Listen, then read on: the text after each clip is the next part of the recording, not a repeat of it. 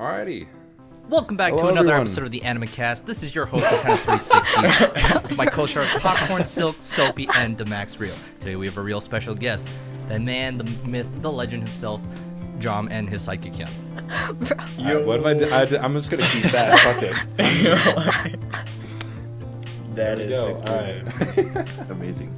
Well, yes, welcome everyone. We got a really fun episode today. The most members that we've ever had in an Animacast. Just want to go down the line real quick and introduce everyone. So, hi, myself, I'm Lieutenant360. If you don't know me, I'm the host of Animacast. I've also hosted many collaborations, Stuntman, the new YouTube Rewind, some synced collabs. That's me. How about you, Hyun? Hello, my name is Hyun. It's good to be back in the Animacast. It's been a while. Yeah, I'm pretty sure you guys know who I am, so yeah, we'll just go down the Okay, awesome. Jomm, the one and only, presumably. Hello, short-time listener, first-time caller. That's it. I'm Jomm. I animate stick figures. Hello. Alright, Popcorn. Alright, hello, I am Popcorn. If you couldn't already tell, I am using voice changer, so what you're hearing is not my real voice. But basically, I am just a big fan of sticks, and I am also a written voice on Dojo. But mainly I help out with the timeline these days. Yeah, we will touch on that very shortly, just to brief everybody. yeah. Silk. Hello, my name's Silk. I was like small time. I'm still small time. I can't afford a tablet, and I hurt my hand a couple days ago. Very nice. All right, Soapy. Oh, Wonderful introduction. I'm Soapy. I made the timeline, and I like to innovate, and that's it. Alrighty, DeMax. Best for last, DeMaxREAL. I do edits on the timeline and stuff, and yeah, that's basically it. Alrighty, so we're talking about the timeline here. For those of you who don't know, Soapy here created a stick figure timeline, and this interview is to primarily help gain resources and information for this timeline. But we're also just here to just kind of chill out, talk about the stick figure history, because I would like to believe we're all generally interested in it. So, Yeah. anyone who would like to start? The first question? You know what? I shall do the honors. Okay. Pick out a good one. Alright, so Hyun and Jomm, how did you guys start off in this community, and how did you find it? Actually, Jomm, do you want to start? Yeah. Mine probably makes more sense if I'm after you, so you go ahead. Because, man, honestly, I don't even remember when I started being in this community. It was... What do you mean you made it? Oh, well, I was talking about the stick community in general, like not Hyun's Dojo. He was born in it, raised by it. Because I just see it as the same community. So I guess I'll start off when I actually started. I believe it was many years ago, over was it over 12 years ago now? Sounds about right. Started back in Shift Limits, I believe, and I was like a nobody there. I was just trying to get Pepper's sound pack, so I just started spamming posts on the forum. I think a lot of people started that way back then. And then eventually I figured out that some of the people on Shift Limits go on Stick Page. And then I remember Fluid Anims was also a thing that I moved to, and that was kind of like my main home. And then, after the merger happened, are we going to talk about the merger? Oh, yeah, for sure. We'll talk about Okay, that. yeah. So and then after the Fluid Anims community, I created the Dojo community, and yeah, that's where most of us are today, right? Yeah, that's something I've just learned. I thought you originally came from Fluid Amps. I didn't actually know you originally came from Shift Limits.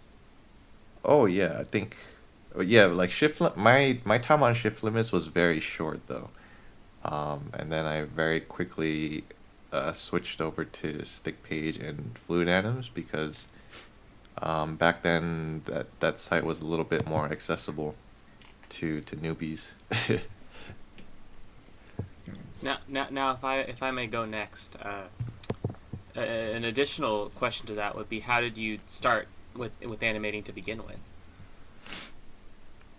Oh man, it all started when my mom forced me to read Hardy Boys books, which were mystery books that were very boring to me. I'm sure people love Hardy Boys, but my mom gave me so many Hardy Boys books, and the only way I survived reading them was to animate stick figures inside those books.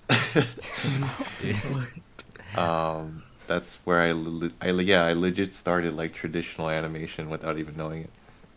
Damn. And then, man, I don't even remember anymore, man. It was back in junior high, or it was either junior high or high school. Is when I started to figure out that Flash was a program, and like I thought all the big Disney animators used it when obviously they didn't. but yeah, I think I got it in a very beginner's animation course where like no one knew how to animate in there anyways because it was a very new program. So yeah, that's where I got my roots back then. Interesting. How about you, Jomm? I started with Pivot actually. I was a Pivot animator. I was a Pivot boy.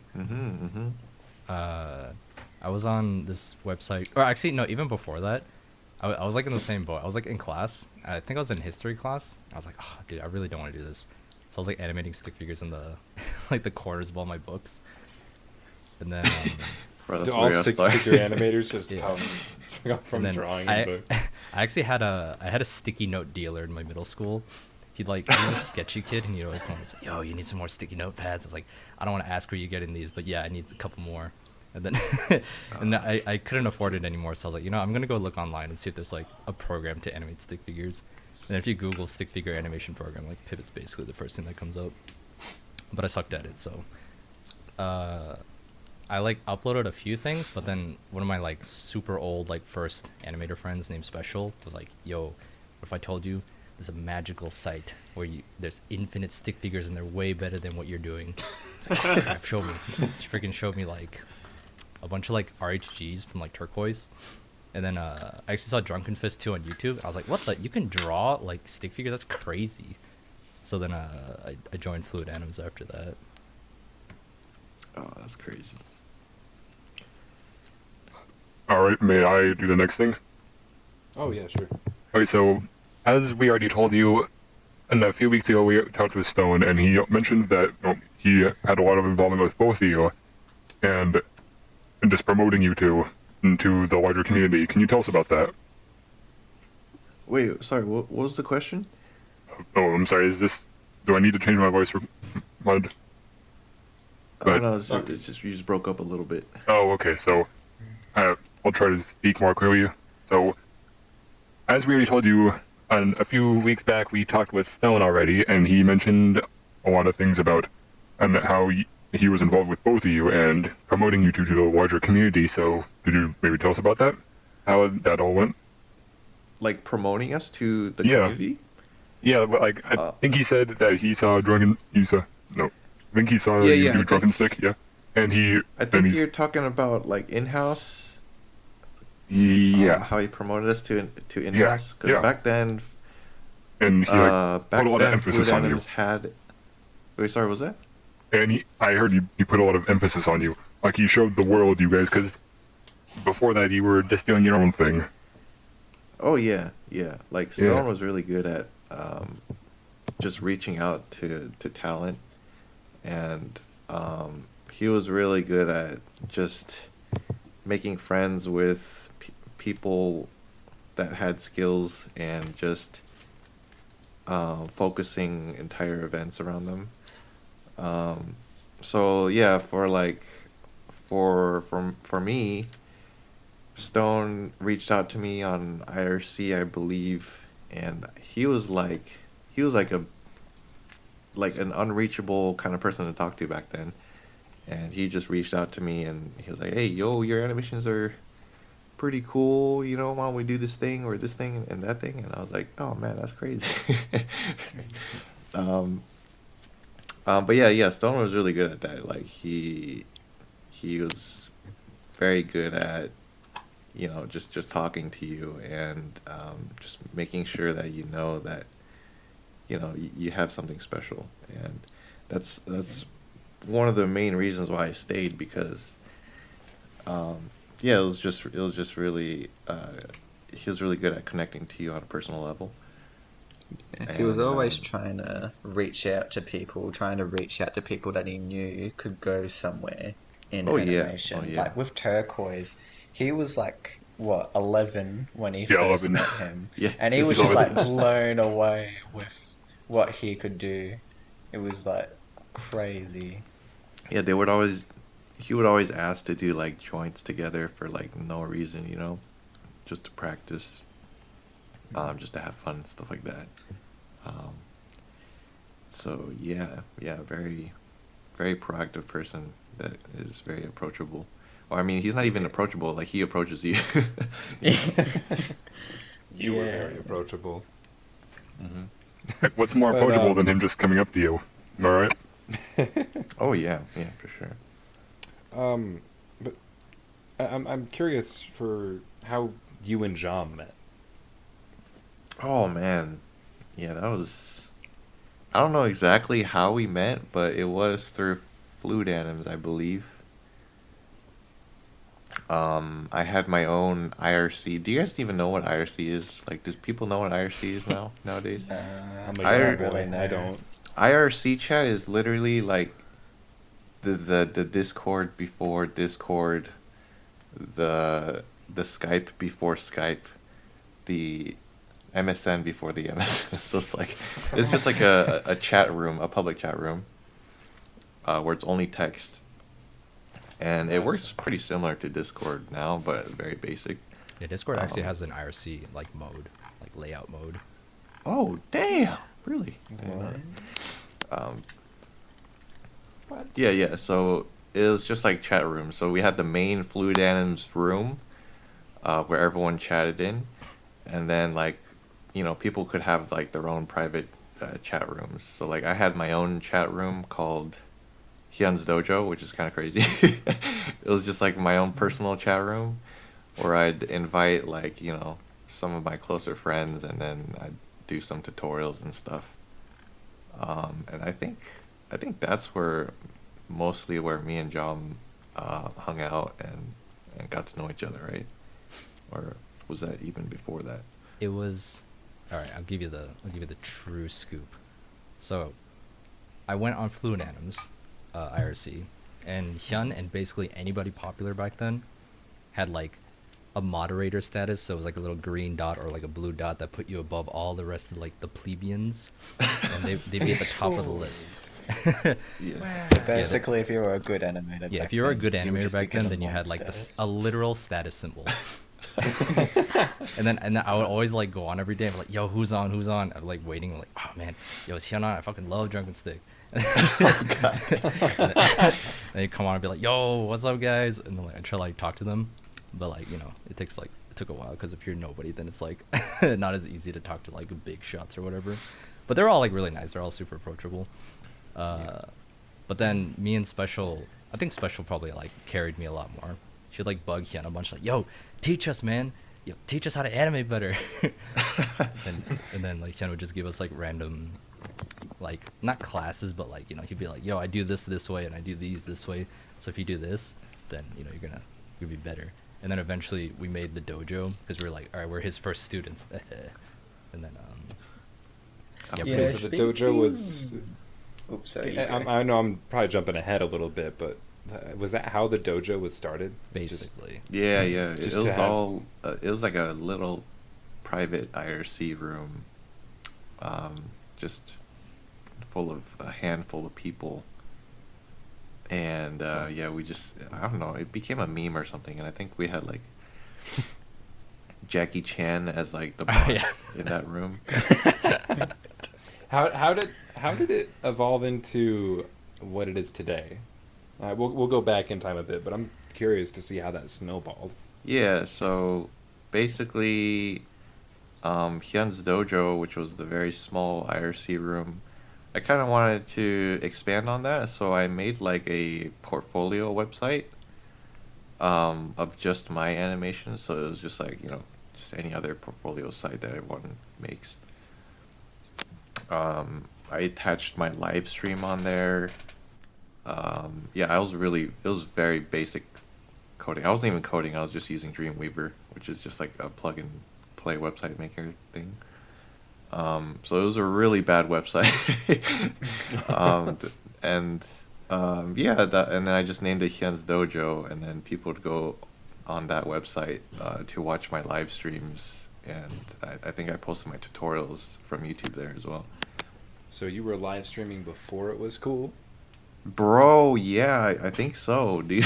Man, you were the pioneer. Straight It was on on live- livestream.com. Yeah, livestream.com, dude. Whatever happened to that site? Got taken over by Justin TV. But yeah, I realized that a lot of people went on it. So eventually there comes a point where I scrapped that website, and then I hired Jeff to make Hyun's Dojo a community website. Speaking about the founding of the dojo, was one of the main reasons why you founded it because of the displeasure with the merge between Fluid Anims and Stick Page? Oh yeah, I mean, yeah, the lore runs pretty deep. Yeah, I don't know where you guys want to start, but yeah, like from what I was told from Stone, a lot of people did not like it. It was just like, yeah, it was the dark age of this community, I would say. All right, so coming from the perspective of someone who honestly has no idea what that even is, I've just heard of the merger, in quotes, the merger. You don't know what the merger What is? happened? What started it? I know it was Fluid Anims and Stick Page. Yes. But what were the finer details? Like, what's something that everyone tends to forget about it? We'll actually have a bit of information on that. Well, it originally started a year before it actually happened. The guy who owns Stick Page, Crazy J, he got in contact with Stone, and that's when the offer began to merge Fluid Ams with Stick Page. And the reason why I wanted to do that was because Crazy J, he didn't really know how to really be a part of the community like Hyun and Stone was. So he saw Stone with his really fleshed out smaller community of stick figure animators, and he really wanted to turn Stick Page into something like that. So that's why he wanted to get into contact with Stone to merge the two websites together. But yeah, it didn't really end up going all too well. Like, the reason why Stone wanted to do that was because he knew that he was just thinking about the community. Like, he wanted people to be able to make money off from doing that, and he saw Stick Page as a way of being able to do that, which is why he went through with it. May I jump in here? So what Crazy J was doing before this is he was just going to random people and saying, "Hey, what's up? I'll give you money if you let me feature your animation on my website." But the thing is that this money wasn't very good. I'm talking like $100 per animation, like full animation, and it wasn't going so hot. So what he wanted, so if he could get something like on Stone's Fluid Anims thing going, then he could have a lot steadier cash flow in. He wouldn't just have to go out random people. He does have his own community building on things for him. But the thing is, he was a businessman, not a community manager like Stone was. yeah. And kind of question I would have for you expanding on that is what was that merger like from your perspective when you found out, or just during the experience of Fluid Anims kind of getting swallowed up by Stick Page, in a sense? And was Hyun's Dojo in any way like a direct answer, by any stretch of the imagination, to that event happening? Yeah, I mean, for the reason why Dojo started was because of the merger. I mean, I can say that it wasn't, and it was, just the, new beginnings and whatever, but yeah, back then for me personally, it was very emotional times. Because not only was, my childhood, like where I pretty much spend most of my days, is being changed. Um, uh, it like very soon everyone kind of realized that this was not a good thing that was happening. A lot of people were leaving. Um, I mean, how how negative can I go with Crazy J? Because I don't know the guy, but like I have Try to very avoid personal feelings towards him. try to avoid bashing. Yeah, yeah. I'm not gonna try to bash. I'll try my best, but like Like Stone everyone. sort of talked about this when we were talking to him, but Uh-huh, from what yeah. we can tell, he doesn't really like him. Like he was at, like here's a bit of the story. Stone was at Disneyland, but then he got an email from Crazy J Yeah. saying that he was fired. So See, exactly, dude. Stuff like that. I didn't even know that. So that feels Yeah. But more of my what were you gonna say, negativity. Hyun, earlier about kind of about your thoughts towards Crazy J? And I mean, I personally would encourage you not to bash, but to try to be accurate and honest. even Yeah. if it's Okay. kind of I'll blunt, try my right? best. For the sake of And history. I'd say keep it professional. Yeah. Okay. Okay. Okay. I'll keep it professional. So, yeah. I mean, a lot of people, their experiences dealing with Jay,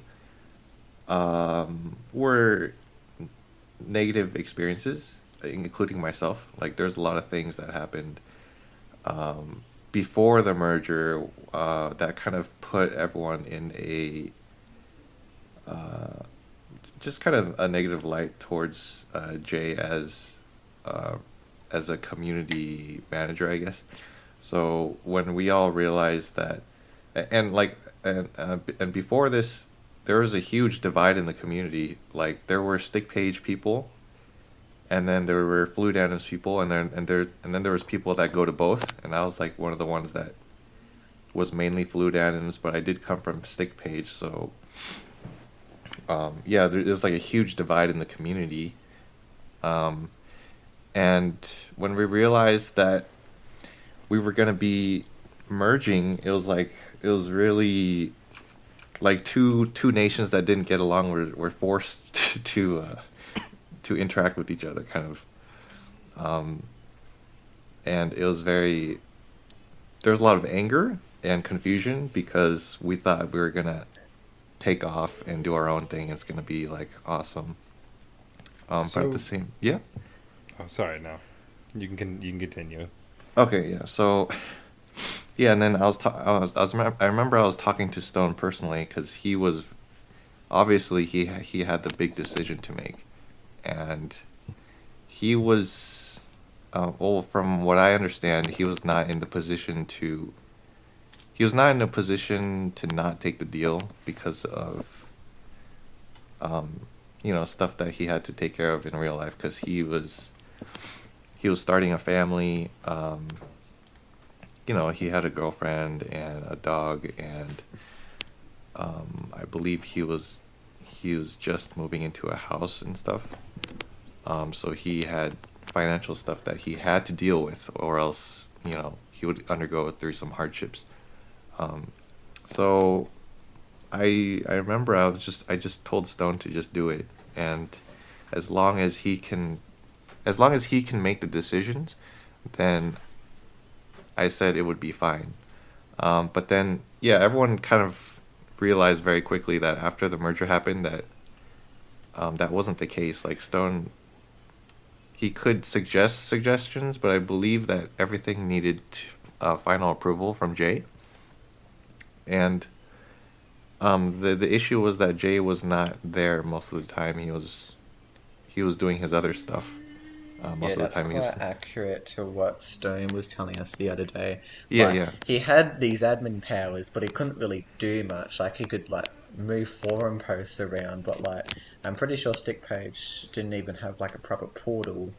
And just having admin powers didn't let him make a new portal and stuff. He needed like Okay, backdoor yeah. access and stuff, but he didn't have that because Gracie J was like, this is actually the example Stone gave me. Jay wanted Stone to drive the car, but he had to drive it from the back seat. Okay, yeah. I mean, yeah, I figured it was something like that.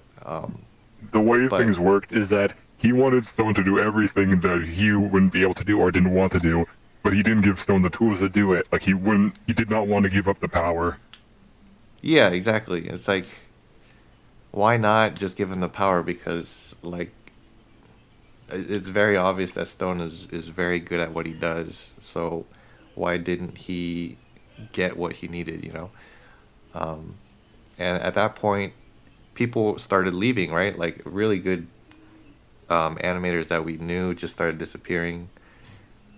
Yeah, it was like And 30 to 40% of the yeah, entire exactly. user There's base so just many people just disappeared. disappeared. Yeah. So like me, like witnessing this happen in real time, day by day, just got me like very panicked, I guess.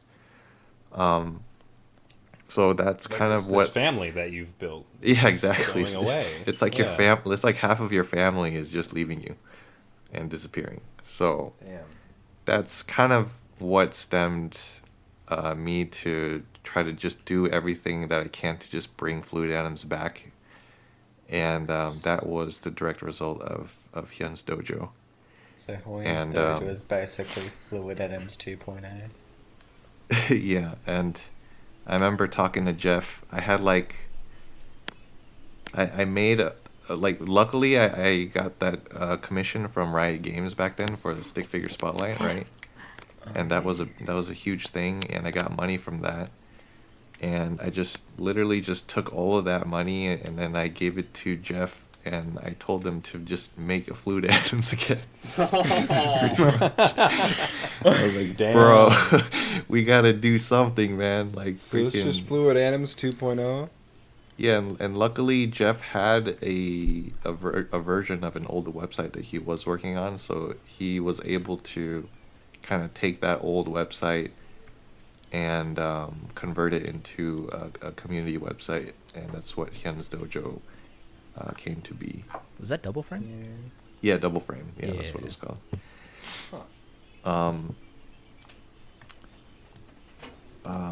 Yeah, that's pretty much the gist of it. It was very crazy times back then, and like, I remember, I had finals at school and stuff, and I was like, deciding whether or not to just drop everything and just do dojo stuff or League of Legends stuff. What'd you decide on? I just decided on doing everything that I can to make Hyun's Dojo possible, so we can just have our childhood back. So did you just drop out of school, or did you try and finish school first and then focus on the dojo? I did finish school, but I never graduated, if that makes sense. So you got like a GED, maybe? Like, I got all my credits, but I never actually officially graduated. Right. You know, Okay. Actually got some more questions here to ask you. What exactly happened with the Vulcan sponsorship? Can you give us any information about that? Vulcan spot. Oh yeah, I mean that's not really anything too big. It's like the very common, you know, scammy company comes to an animator and they say they want to do something, and then we do it, but it turns out that I don't know, like the company wasn't as good as. Yeah, You it's expected pretty them to much just be. like yeah. So like, we did a sponsorship thing with them, as we did with many other companies, but they were just not as good of a client as we thought, so we ended up dropping them.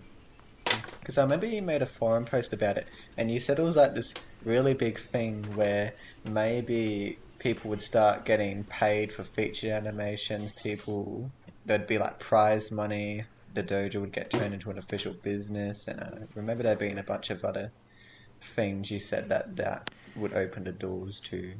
Yeah, that's what I thought. Because my main goal back then was to help. Find a way to like keep the dojo up financially. Yeah, and unfortunately, like I mean, back then I didn't know what I was doing. I was like, when sponsors came to me, that was like the first time they actually came to me, so I would just take them all without really, I guess, doing a lot of research. Yeah. And a lot, like I'll tell you, a lot of companies are not worth working with because So what was Vulcan exactly? I Like a League of Legends believe thing? it was like a League of Legends. Esports team, I think. Something No, like no, that. it wasn't an esports team. It was like a fantasy football kind of thing where you would bet on like esports teams. Yeah, I'm not entirely sure, but it had to do with like League of Legends. Okay. Dude, I still have my Yeah. Vulcan shirt. I thought about throwing it away last week. Damn, really? Yeah. Yeah, that company is like long gone by now, probably. Huh. You know, how do you keep... Oops, sorry. No, you're okay. Okay. I was just gonna say, like, Alright. going off of that, I know that you guys were very like, your advertisement of Dojo Studio used to be a lot more prevalent, and now if I go to the studio page on Hyun's Dojo, it's pretty much gone. I mean, what do you guys think was ultimately the thing that made you guys decide, okay, we don't really want to advertise It got ourselves hacked. in this way anymore as like a business and what have you? Yeah, that's a good question. Wait, someone want to answer that? I just found out right now that site's not up anymore. Yeah, it got freaking hacked. What? Got hacked, dude. It got Shocker. hacked. Yeah. Error one. What 1001. hack? Wait, are you joking? No, I'm not joking. It actually did get hacked. It got hacked. This is what? post like the X and Waters hack. I'm assuming is this a separate hack? Yeah, that's a different one. Oh, are we even gonna? Do you guys want to even touch on that today? I don't know. It's probably not that relevant, but I'll give a short answer if that's good. So Sure, if we could just touch on it real yeah, short. yeah. So Because basically, I know I've personally gotten a lot of questions about it. okay, yeah. So yeah, the studio, it worked out in a way where like we would advertise that we would do animations for people, and it worked out because it was stemming out from the job that I took with Riot Games. So that got us a lot of attention, and a lot of people wanting, animations from us for pay, as in like a studio thing. But I feel like a lot of the time that took us to organize that kind of got me away from the community, and more and more it became like a stressful thing for me because we would get more and more nightmare clients, I guess. Mostly, like most of our work came from like Twitch streamers and like YouTube people, but a lot of them, obviously don't know how animation works, and they would ask for something and then not know what they want, and it would always end up it was like a 50-50 if it's like a good commission or if it turns into like a nightmare scenario where they don't like it and they want it changed but they don't want to pay for it, stuff like that. It's like people on Twitter when they ask for free art. Yeah, I can Yeah, see. exactly. I can see too where like independent people like that opposed to companies would be a lot less professional, especially when Yeah. they're already working in their job is to work in a very colloquial setting, right? A very casual setting where they're just supposed to be themselves all day. Yeah, exactly. And it just it worked out pretty good in the beginning, but I feel like it wasn't worth pursuing that side of the studio. Mm. And I kind of wanted to veer it more towards doing community stuff instead of just business stuff, because if you deal with business too much, it's not fun anymore. I gotcha. So, excuse me if this is a little bit of a personal question, but is that primarily where you guys are geared towards business wise now? Is the Hyun's Dojo website like everyone in the household, or are there some people maybe doing commissions and then some people focusing on the website, etc.? Is that what's keeping the lights on? I'd say right, like we still do commissions, but we don't really advertise it anymore. The dojos come to the point where like we don't really need to advertise ourselves to get job opportunities, I'd say. So we do still do jobs like on the sides, if I think it's worth it, and that's what kind of gets most of our revenue to keep the lights and the stuff running. Are you sort of like dependent on donations, like Patreon and just stuff like No. We do have a Patreon, but it's like dead. Like I don't do anything to update I it didn't even know we when I had really one. should. Yeah, we do. um, but yeah, we should actually update that. And I have plans to revamp it. But I would that? rather, Just give people free merch and stuff. yeah, and Oh, that reminds me. Someone mentioned having a bunch of old Food M's merch, including some 4-day posters, I believe, just lying around. oh yeah, Yeah. I lost my poster, sadly. Well, he could probably hook you up with a new one then. Hey yo, let's go. Yeah. Yeah, and he has a bunch of trading cards as well. $2,000. Oh yeah, those two. So ultimately, was it a conscious falling out with Riot Games that resulted in like you guys not doing League animations anymore, or was it just kind of like you guys fell out like just kind of over time gradually? Because I noticed pretty prominently when they stopped doing what was it? Summoner Showdown, right? And they started getting 3D animators on board for things, and now they're in a completely different direction with these things, right? Yeah, I think it's pretty natural because Riot was, I mean, they were still big back then, but not as big as they are right now. Back then, when I got reached out to do Summoner Showdown, I was contacted directly by the head producer of Riot Games, and he had like the power to make things happen like instantly, right?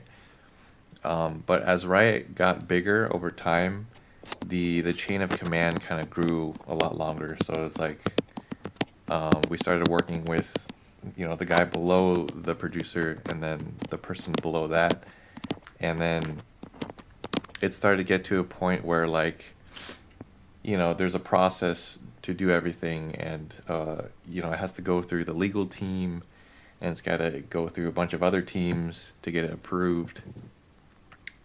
So I think naturally, as Riot grew as a more professional company, they started doing bigger stuff with bigger companies, and yeah, I think some of us still do a few Riot stuff, but it's not as active as it was back then. I've been talking a lot about the past and the present of this community, but I sort of want to touch on the future of it, specifically with Dojo 2.0. What do you think, like, how do you think that's going to change the community and how it's going to improve stuff?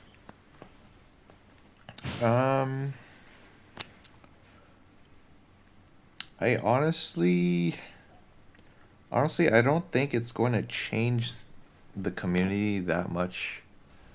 It's just going to be because like a fancier website. yeah, like I do think it will improve. Like it'll just give us a better focus on having our own social media. But I feel like the biggest thing that it will change is to bring more outsiders into the dojo. Yeah.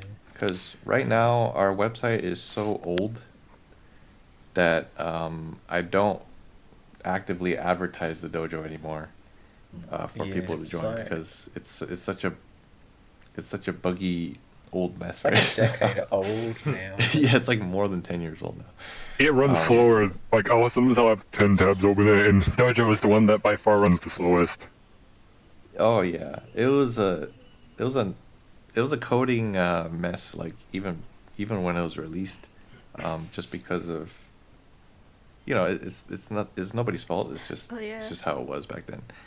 Do you know about the glitch where I guess if you reload the page too many times or something like that, just by chance you'll end up on the page that like announced that the dojo went public? I'm sorry, what? What? Okay, hold on. I've gotten it before. Hold on, I'm and gonna test I this think out. AJ Anim's got it before once. Has no one heard of this? No.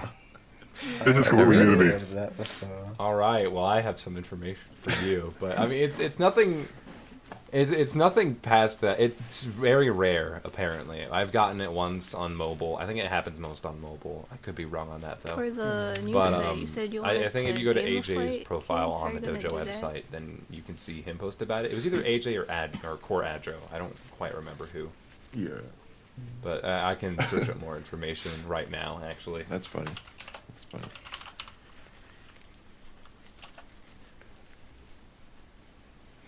Yeah, so the main focus behind Dojo 2.0, I'd say, is I really want to expand on I guess the RHG back in the day, which is kind of like what Dojo Duels is right now. Yeah.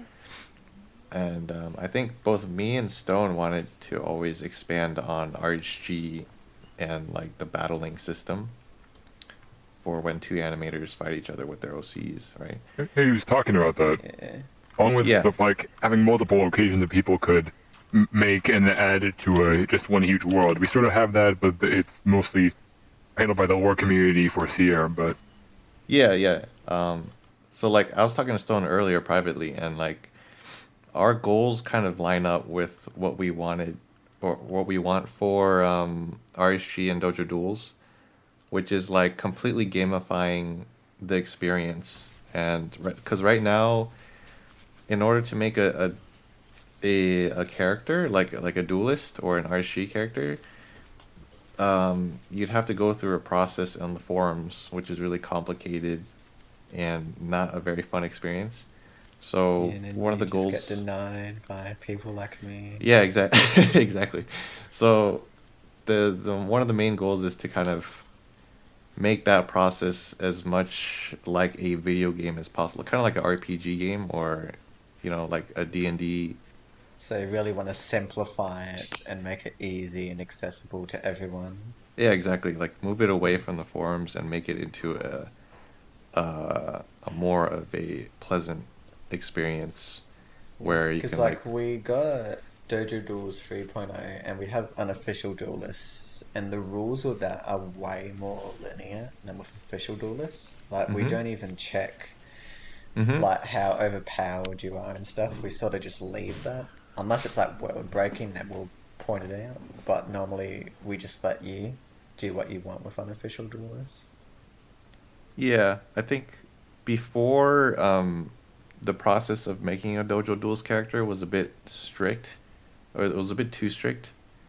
So like one of the goals is to just make it kind of dial it back and turn it more into the RSG experience that it was back then, but at the same time it's more revamped and updated for today. I have a question about that actually. Are you still going to keep the approval system in place? Like, is a mod still going to have to look it over and go, yeah, this No. is okay? No? No, yeah. So basically, I mean, back then, when you make an RSG character, you can literally just say that you have a character and then you just start making animations, right? So we wanted to just like keep that, but at the same time have a like an official roster where it does require a process. Oh, okay. And then like that official roster could be kind of a place where maybe you can get like rewards and placed in ranking and stuff like that. Yeah, I think there's something going on like this in Dojo right now. At least in the written roster, you can have an unofficial duelist and you can start dueling with them. In order to get on the official roster, you have to have a duel done and completed, and the mod needs to approve it. So you can have a character and get started from the get-go, but if you want to be with the rest of the crowd, there is a bit more you gotta do, but otherwise, pretty relaxed. Much more relaxed than it used to be. Yeah, Yeah. much more relaxing for mods as well because I don't have to check every single duelist and review every single one every single day. Because you get these people that will put in like a million different abilities, and I have to comment on every single ability and say that's overpowered. You can't do that. You can't do that, and it would just be really annoying. But like when I became a mod, the new rules were already in place. But if I Yeah. was a mod before then, that would have been so annoying. Yeah, I think it was annoying for everyone. Because Yeah. on one side, the mods are just trying to do their jobs and make the character actually usable, right? And then on the other side of the user, like they just want to have a cool character, but maybe they don't know what the best character might be. Yeah, Um, I always give this advice out to people when they're making their duel list to not overcomplicate them because the more it's the most detailed characters are usually the more simplified ones. Like take Alpha for example. He's a very simple. He's green. He's got a jet sword, but he has infinitely more lore than like basically any overcomplicated duelist application that you can see. exactly, because he told it through his animations His and his story. animations, yeah, and that's what I keep telling people. Just tell your story through your animations and stuff. I don't care what you say in your application. Just tell me what he can do and tell me who he is through his Oh, animations. yeah, this is a big thing. I don't want to name names here because that's uncool, but I do know someone who had like a 13-part backstory in their app, and they showed it to us. I was thinking, can't you just do that through your stories or your animations or whatever? And yeah, I agree heavily with DMAX here, though I may be a bit of a hypocrite because mine's a little detailed. But the thing is that, and I just see these new submissions, and a lot of people don't seem to get the whole simplicity thing. Like, I'm looking at one right now, and they have a huge list of a bunch of items they can just pull out of nowhere because it's in their inventory or something. And then Mhm. sometimes they'll just... Another thing I want to touch on is that sometimes people will just give their characters things that are incongruous. Like, and there's this one guy, again, not naming names, not going to get specific, but there's this one guy, he's on the roster, and a really common thing I see people do with that is they give their duelist really detailed, specific guns. In fact, one of the mods had to go on through the applications and tell them to make the guns less specific, so people don't have to look up gun specs when they're doing things with their character. Um, yeah. Sorry, I went on a bit of a You know, tangent there, but yeah. another thing I wanted to touch on with RHG, Hoyne, are you actually thinking of incorporating the RHG name into the next website, like through lore or something like that? Yeah, that's a good question. I was actually talking to Stone about this earlier.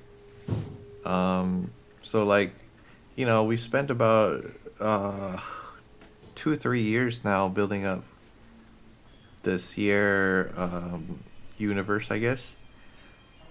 So yeah, we do want to kind of integrate how RHG interacts with that universe through Yeah. storytelling and lore.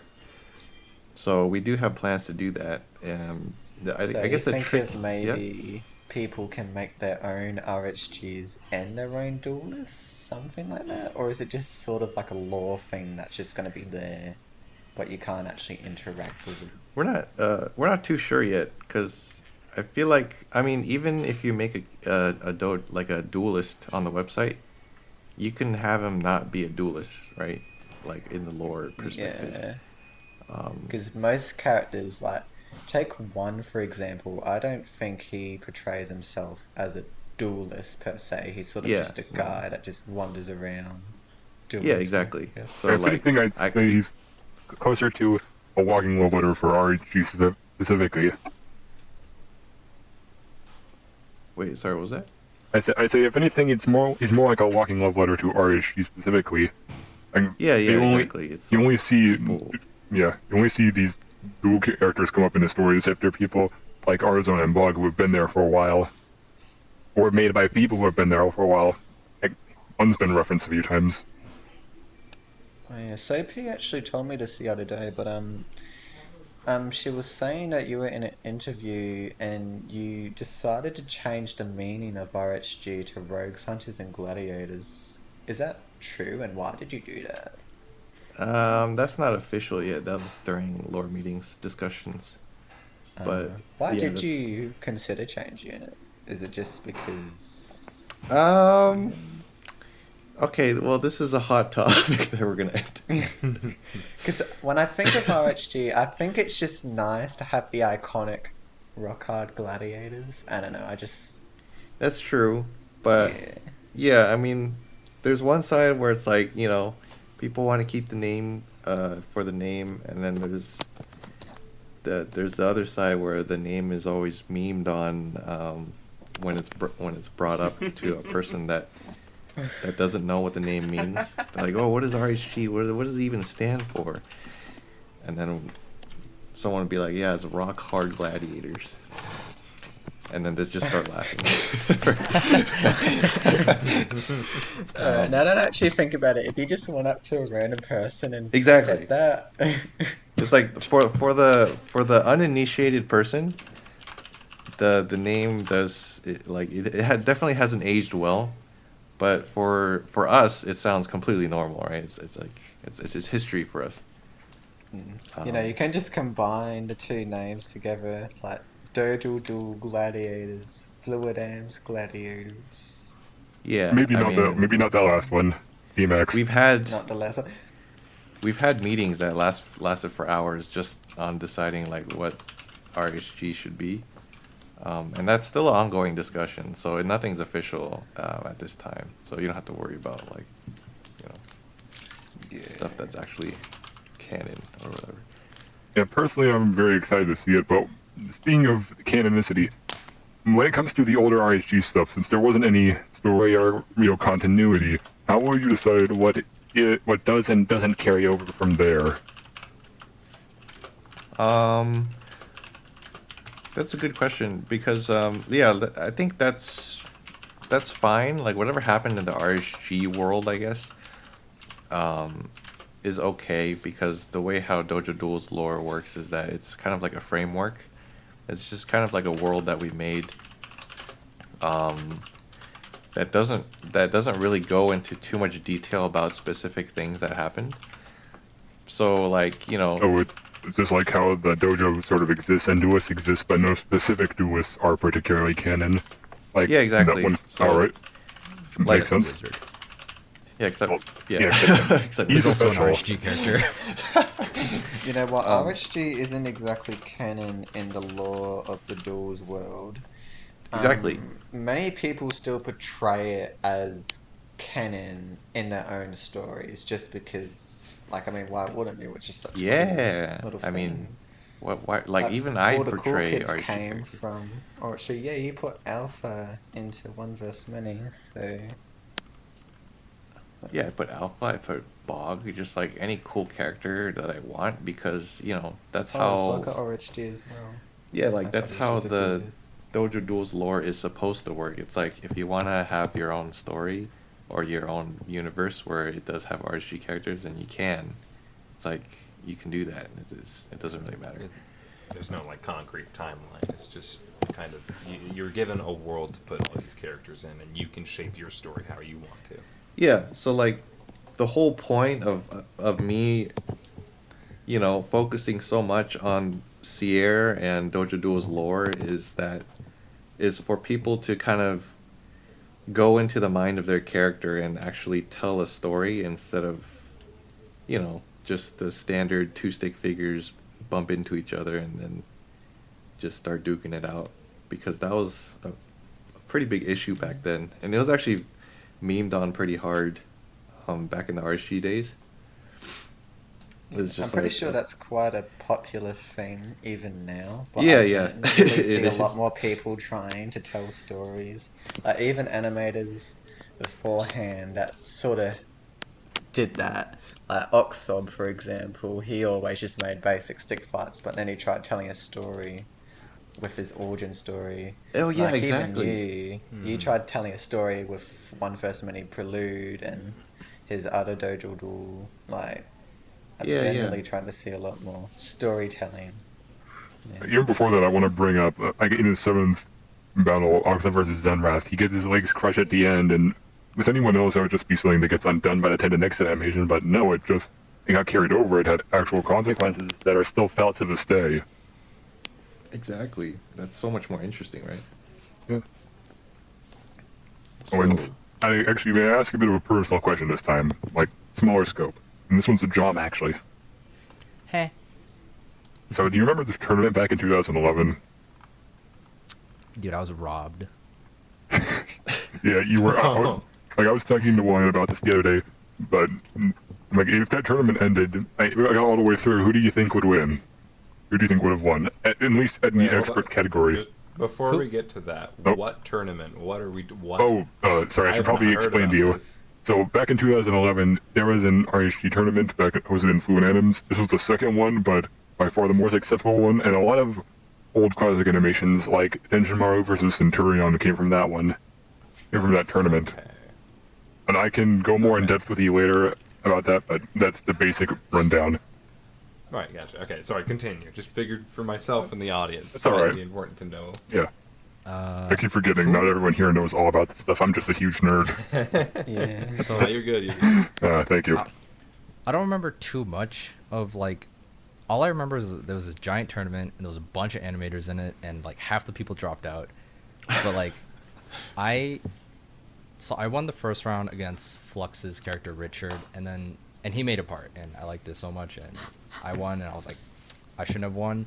And then the second round, I was against Tenjinmaru, and then I won again by default. He didn't make his part. Actually, he started it, but then he didn't have time to finish. So then I won by default, and I was like, dude, I should not be winning right now. I'm getting carried so hard.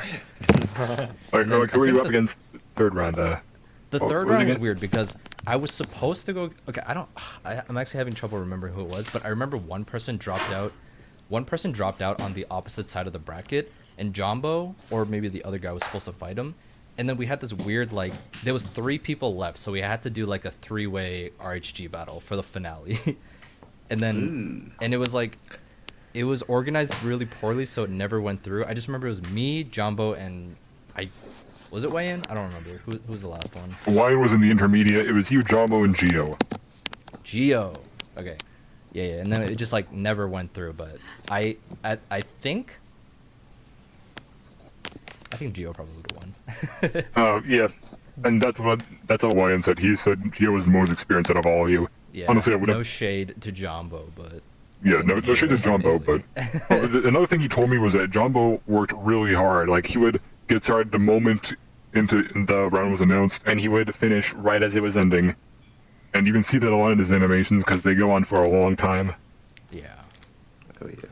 But no shade on that. It would definitely be between you and Geo. Though personally, I all put the- my bets on you in that conversation. I think like at that time, I was at a point where I was like, I was kind of starting to be able to make the things I was envisioning, but it was still like preliminary, and everyone else was just already good. So like, all the fun things happened at that point. Like once I got like quote unquote good, like nothing cool was happening anymore. I was like, God dang it! All the good old guys started like leaving, and I was like, man, I've no one to play with now. So a question I had was like, how do you guys think? Take a look at yourselves. Like, how do you guys think the notoriety you've accumulated, like over the years among these communities, to the degree where like there's people like Popcorn who can kind of remember things that you guys only vaguely remember. How do you guys think having people who give you that degree of admiration, people who remember your animations fondly is like part of their childhood, and the fact that you've made things that have sparked people's creativity and passion for like animation. How do you think that's affected like your personality, different aspects of your life, and so on?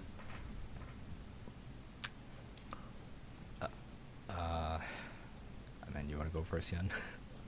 Oh, yeah, sure. Wait, I forgot what the question was, but I think it was like, how do you feel about how you affected people or something? Yeah, about being like a mini internet celebrity, essentially. All right, like these days, when people think stick figure animation, they, first thing that most of them would think of is Hyun's dojo. Yeah, It's plastered on it. That's pretty crazy, dude. Because I still feel like it's very undeserved, but I enjoy that people really enjoy my characters and my animations. It's still pretty crazy to me that like every day if I check Twitter, I can just see like a new fan art that someone's made, and that always makes me smile and happy. And yeah, like I feel like there's so many other really good animators that don't get that spotlight, so a part of me just feels like it's undeserved, but it is a pretty good feeling to be looked up towards, and like new animators just starting animation just because of your, a stupid thing that you animated like 10 years ago. Another pretty important question I gotta ask you, Hyun. Well, hold on. What do you... Job time to answer the question. Are you? Oh, you know what, Jomm? I'm gonna give you this question, alright? Here we go. What does Hyun do to annoy you? Dude, I'm the annoying one. Oh, you're the annoying one. Alright, then what do you do to annoy Hyun? Oh my god. I don't know. Sometimes I forget to clean my dishes. You don't do the goddamn dishes, man. Dishes. Well, I actually had a similar question, just in the sense of like all the people that you guys are living with. Like, what's something that all your roommates do, or like you don't even need to name names, but like what's something generally your roommates do that annoy you to both of you?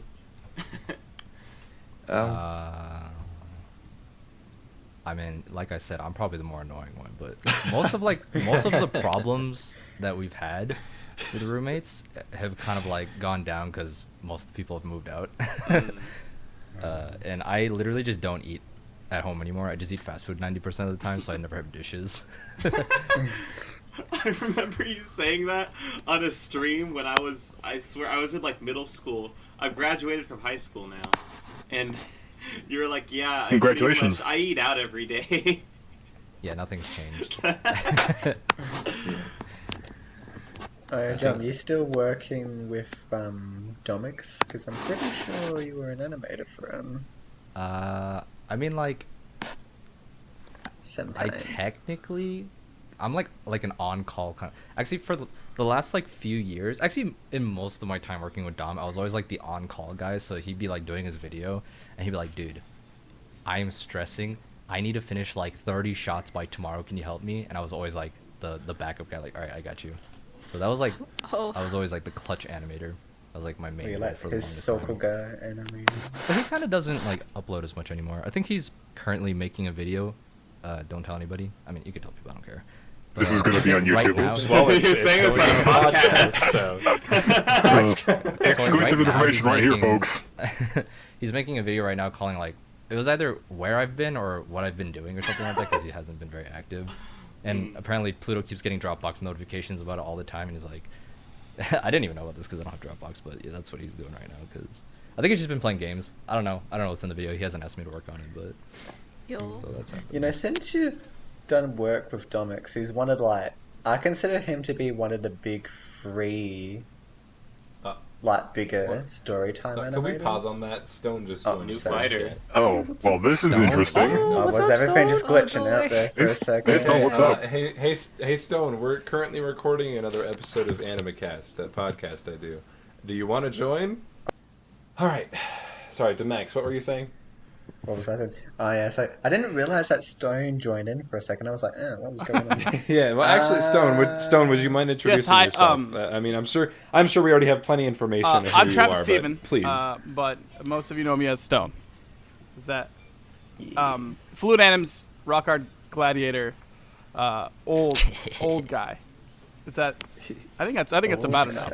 I think that's enough. The OOG. All right, now you can continue, DeMax. Alright, so oh god, what was the thing? Okay, so John, you were an animator for Domex, and I consider Domex to be one of the big three storytime animators. You know, like the Odd Ones Out and Jaden Animations, yeah. Yeah, I think Have this you is a ever- technicality, but I think Odd One or James, I think he doesn't like actually call himself an animator. I think he just calls himself a storytime cartoonist. A storytime cartoon. Apparently, he does all his videos in Paint Tool Sai. So he's like, I'm not an animator, guys. He does it all I do in all my Paint frames in Tool Paint Tool Sai. Sai. I mean, they are just kind of basic bounce animations most of the time. But I love James. He's such a nice guy, and no shade to Cool him. guy. But Yes, anyway, I No, wasn't we're only expect- throwing shade here. Yeah, We all hate full James. shade. What's your least favorite Fucking thing about James.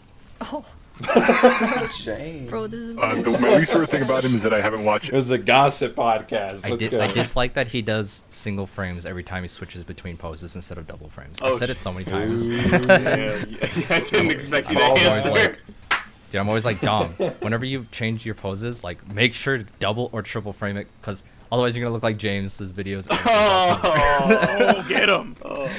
But other than that, in person, James is such a nice guy. Like, he's like so, like, for someone so successful and popular, he still like goes out of his way. Like, whenever we're hanging out, and he asks me, he just comes up to me, he's like, "Yo, John, you see any movies lately? Like, what kind of movies you like?" I'm like, "What the, dude? You have like 20 million subscribers. Why are you talking to me?" You're famous. He's like the Mr. Beast of animation.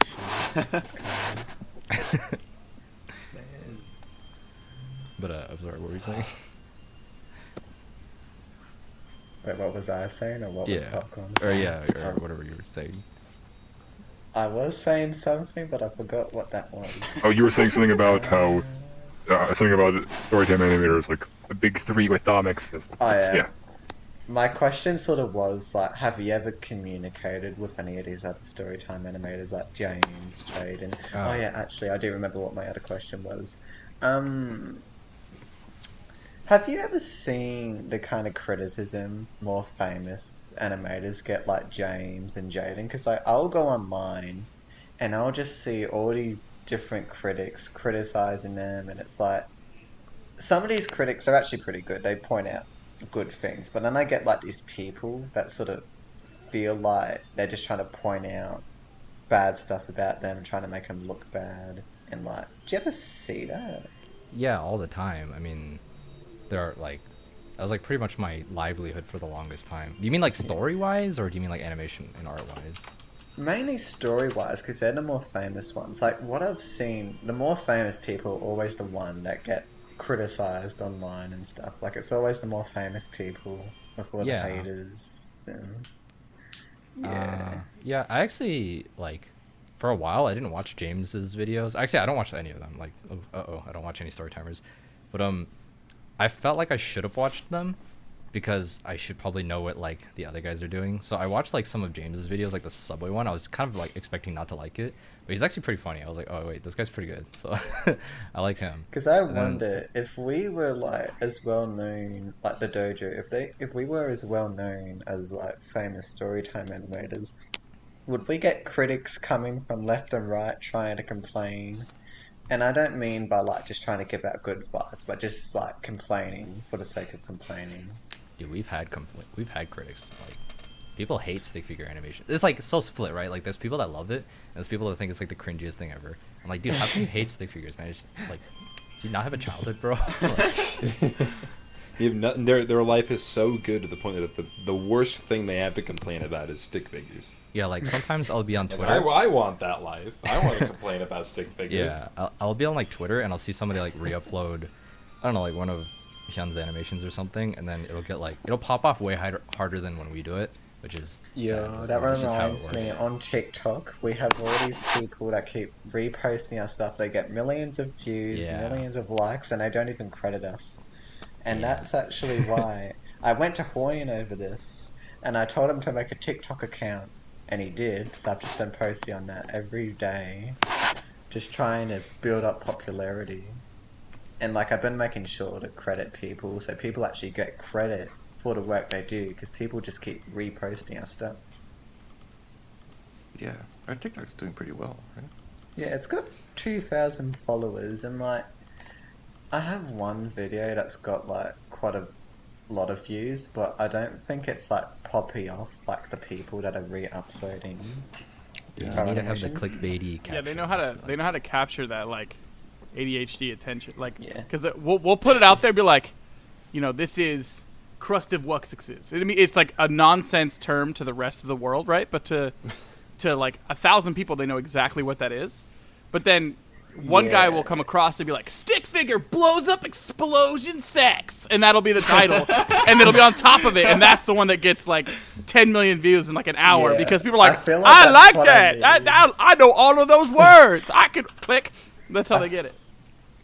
Yeah, I feel like that's what I need to start doing, because whenever I upload stuff onto it, I just put the title of the video and the person who made it on it. I feel like I need to start targeting this more general audience of people, which I feel like I'm going to start doing from now on, just trying to experiment. Just steal see the what blows captions up. from the people stealing our videos. Exactly. Yes, I'll do Exactly, that. dude. Let them do the I'll PR steal all work. the Steelers videos. That's the biggest play. You're not stealing what's already stolen, my friend, and I'm just going to steal it. Okay, so we've got 3 big people here from back in the day. There is some golden question I gotta ask here, but I gotta think. I have Jeopardy something. music. What would to all 3 of you? What would you guys have done if not animate? Like, what's some other disciplines or hobbies or art forms that really fascinate you? I actually have like a short mini story about that. Before I was an animator, I actually did a lot of like I guess like martial arts or something when I was a kid, right? I was like super into Martial it. arts. And I always wanted to be a stuntman when I grew up. That was like my dream. It was like to be like a stuntman actor. And my mom was like, "That's too dangerous." Basically, a stuntman actor. He hosted the Wait. Stuntman Collab. Wait. Okay. So you wanted it to be a stuntman, and your mom's like, "That's too dangerous." You're like, "Fine, I'll sit down forever. I'll never move. I'll just sit in one spot a lot." Sort of. But basically, what I would do is, wait, I'm sorry. No, you go. Okay, I was basically, I would do like a lot of like videos with my friends and stuff, and I want to make like action films or something. Like Freddie Wong was popping off at the time, so me and my friend Andy used to always make videos like that. But the problem was, like, if there's 2 of us and we're trying to make a video, one of us has to hold the camera. So, and then it just like wasn't feasible. Like we didn't have enough friends to make movies. So I was like, you know what? If I don't have friends in real life, I'll create them. So I would just draw stick figures and like I'd make all the action scenes I wanted in my head, like in animation. And eventually I was like, Like, oh, wait, man, what? I'm just better at animating than videos. Why am I in so I'm this? just gonna be an animator. Why am I in this? And then Wait a minute. and then you went back and made those videos on YouTube where I remember that. Yeah. Those were sick. So you Those couldn't were do so stunts sick. in real life, so you just animated stunts instead. I literally had a video called me versus stick I figure. remember that. I specifically And- remember that. And it was, I literally did that because I didn't have anyone else to like do like fight in real life, so I drew the stick figure in my video. That's so. I mean, what's the thing about Mother being something about creativity? It's like a. I forgot what it's called. It's like essentially, for example, like a lot of good food is created out of poverty. It's like when when you're lacking a resource, usually that will inspire you to do something that's really liked. That's a good point. Okay, I think I have a good one. Like, you 3 knew a lot of people back in the day, and a lot of those people aren't around anymore. So if you could just find someone out of nowhere that that isn't in the community anymore, pluck them out and bring them here, who would you bring? Ooh. Oh. Insanity. It's That's a good one. Man, Tarantula is one of my favorites. I said this before, but yeah. Dude, I have so many. Oh my god. Oh, you gotta pick one, dude. There's so many people I that gotta were pick in one? here Only that choose just one. like Yep. it, so. Oh, for everything? Dude. So this is someone that most of you never even met. But I'd bring back Physic. Physic was Physic. incredibly Is that the ahead of his first guy time. you He did was a duel very, with? Or not? very stylish in his work.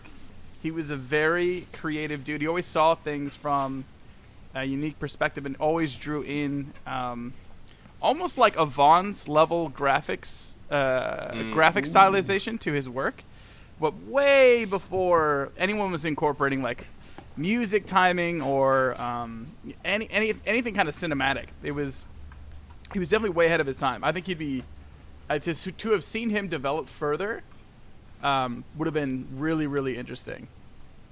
I wonder would having hurdle that I have to wonder would be like if he kept animating and he was here today. Like what kind of things he would have done. Yeah, That sounds awesome. Yeah, that's the thing that's tough. I mean, there's so many though. There's so many people. I like Berserk. Too many. Does anyone remember Berserk? He had a very, very, very unique style. It was very, very choppy, but his art frames were usually typically centered around something really gory, but it almost had like this hip hop esque flavor to almost everything he did. But he was one of the few people that would like double frame at 12 FPS, so his stuff would look super choppy, but it'd still work really, really well. And he actually did end up continuing to pursue animation in that same style, which is interesting, but it's been in and out. But he would have been another person to see develop. But it's hard to pick just one, man. Do you remember Cicada? Yep. Yeah. Oh, I love Cicada. He was like my favorite in JCT. Oh yes. Oh my god. I would really want him to come back because he was the animator that I think he was the animator that I frame by frame the most when it comes to his style. He's really cool. Man, I thought I knew a lot about this community.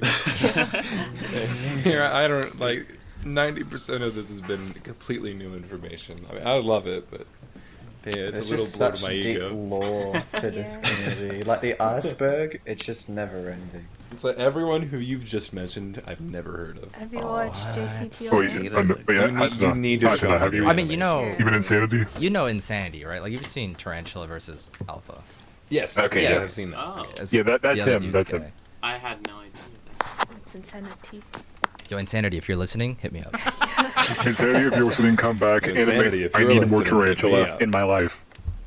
Same. Dude, I What about I spoke to him once, and he told me to F off. Okay, That's maybe my we only don't. interaction with him. Maybe we don't need him back, because the thing is, I don't think he's ever had like one of his animations like out there like on a persisting source, right? Like maybe he had like a Flash animation out somewhere. Maybe You got someone that's DeviantArt. That's how I managed to find one of his lost battles, in fact. Dude, Insane Mania was the first Flash animation I've ever seen in my life, and I was like mind blown. I was like, yo, he has gradient trails. You can't do that in Pivot. How do you do that? Greg Anims? That sounds really familiar. Greg Anims, he did a he actually helped me develop some of the earlier stages of RHG. He did he actually made some really, really, really popular Flash games. He has some bigger animations that you guys would definitely recognize. I'll have to pull them up sometime, but he was a figurehead of Rock Hard Anims early on. He was essentially like almost like a co-admin, I want to say. Like it wasn't really an admin, but he did a lot of like he would help with like graphic design stuff. He would help with advertisements. But that's another one that would be really, really cool. He did go pretty far into his career though, as far as animation goes.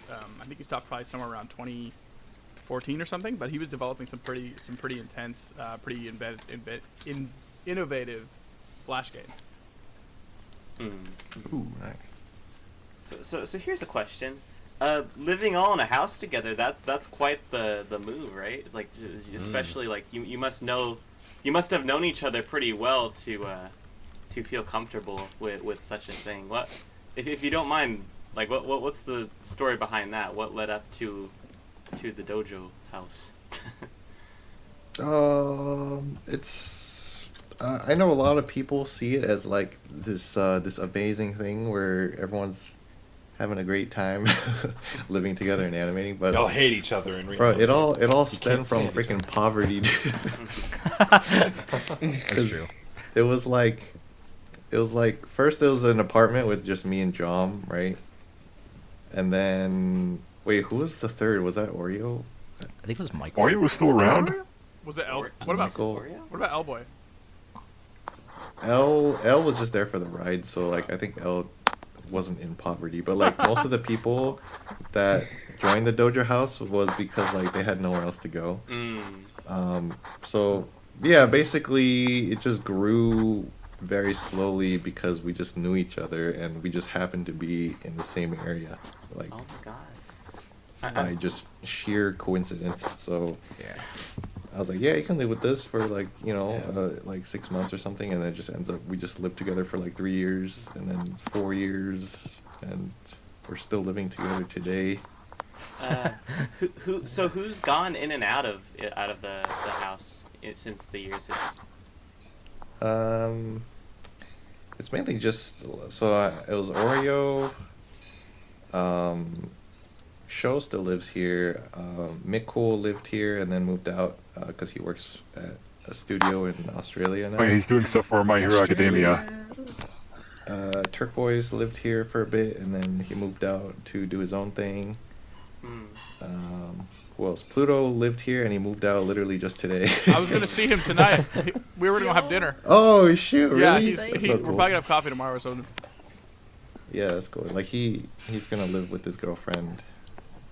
So Yeah, we were actually thinking of interviewing him today instead of you guys, but yeah, he's moving out and all that stuff. So Yeah, I tried getting into contact with Pluto before, but just because of how busy he was, it didn't end up happening. But who knows? Maybe in the future we can do another one with him. I'd love to interview him. oh yeah, Yeah, he's he wants a very to good do an storyteller. entire documentary on this. So like, that would be really cool to see once he gets that done. Yeah. we gotta remind ourselves to bring you along for the ride on that one. Now, maybe there could also be another Animacast. Also, after all the in-house stuff. Please, that'd be sick. Yeah. Also, well, I have to check with Soapy though. She's the one in charge. But after all this in-house stuff, I think that the mood needs to be lightened. This is one question I always promised I'd ask myself if I ever got the chance to talk to Jomm. So here it goes. Jomm, do you still think Boy's hot? Who? Elboy? Yeah, Boy. Yeah, do you still think he's hot? Yeah, he's hot. Dude, you should see Elboy. Like most of the time, he doesn't take care. He doesn't care too much about his like aesthetic or appearance. But there was like this random one time where he got this like crazy K-pop hairdo. Like he would like shave the sides and then like he like waxed the top and then like did this like Superman curl with it. And I was like, yo, dude, Elboy's so hot. What the heck? Like, Damn, boy. I was freaking mind blown. The reason I asked is because I saw this note at the end of Jomm versus Wrench. And it says... Oh. Actually, I can't find it right now. But you know what I'm talking about. Wait, what about it? I believe there was this note at the end of Jomm versus Wrench and it said, Elboy is hot. Something like that. Oh, yeah, right here. Oh, did I say that? Right there. I can make the screen grab it. Yeah, I don't even remember. I can't be. He's like, Audio listeners, you're just gonna have to take. he's our like, word look, man, for it. I can't be held responsible for the things I've done. Okay, Yeah, man. I you can't hold me can't accountable. confirm nor deny that I did that. I still feel like I should have lost that. And that's like the what's the opposite of a regret? Like something that you wish you didn't win. well, that's still like. I think I still regret. It's still kinda regret. I guess so. It's just a Well, weird regret. it's hardly a regret because you didn't really do anything. I mean, you made the animation same as him. It's like you. Yeah, I like wish to God that Elboy won that fight. Mm. Like every single day when that came out, I was like, dude, I hope El wins. And I watched the votes, and then like, I would be ahead. I'm like, no, you fools! That's Like, the one thing about R&B Idiots. and whatever. Whenever a certain person gains notoriety, it's essentially just like a popularity contest. I think inevitably, I think right? I think I won by That one is- vote. Honestly, I should have went and made like 2 accounts and voted for Elboy. Skew your own. Well, I think that's it. Was there something that would happen if you tied? Like, this was back in... I think- This was in Dojo, right? Because... I think in that circumstance Yeah. there was a like a moderator would step in or something, and it would make like a subset. They'd have like a subset group of like 3 individuals that would then have to vote. because then it's gonna tip it one way or the other at that point. Like not too long ago, in Soapy over here, dueled Hyun and they tied, and the staff had to come in and they had to vote for the winner. Hyun just barely won. I still think Soapy got robbed. Sorry, Hyun. Get him. Yeah. Oh, really? I didn't know that. Yeah. I actually never found out how that resolved. Yeah, they had a staff vote. Dang, what the heck? It was a Yeah, what staff the heck? vote. He bribed the staff. I It was see. exactly tied, and there were hundreds of people voting on this too, so it was insane. Damn. Yeah. I guess that is like a counter argument to the whole popularity contest thing. It's like if you make an animation that's legitimately interesting and good, like of course you're going to get the huge chunk of people who will vote for Hyun because he's Hyun. But the fact that it was that close, I think, says a lot as a counter argument that it's not always just a popularity contest. That makes sense. Oh, Yeah, yeah. that there was a decent amount of. And it's so incredibly subjective, and it's so difficult to compare a lot of the times, which is the beauty of how it was designed in the first place. Because you might have someone who makes an animation, and it's all centered around stick fights. So you'd have one that's like completely a 2D fight, right? Just side-scrolling back and forth the whole time. And then you'd have you would have that fight, and then you also your opponent would be ᗷubbles, and the whole thing would be close-up, zoom in, zoom outs, a top-down angle, underneath, back forth, like it only punches twice through the whole thing, and they're like, okay, now compare, and you're like, what the? It's such a very because you're like, okay, well for this was really really good, and for this was really really good, but they're so completely opposites of the spectrum. But that's where it became the most difficult to compare because it's apples to oranges at that point. Yeah, the way I heard about it is that they ended up choosing Hyun's because his combat was tighter. In the end, it is a fight animation, and his fighting was better made, and fair, completely fair. Yeah, it's tough. But Soapy's almost got me to cry, so I have to be on her side. Got him. I still think Hyun bribed the staff. Yep. Hey man. Hey man. You gotta do what you gotta do. You gotta do what you gotta A W's a W. I mean, I just, they wouldn't be moderators anymore, so I let them decide. It was still their choice.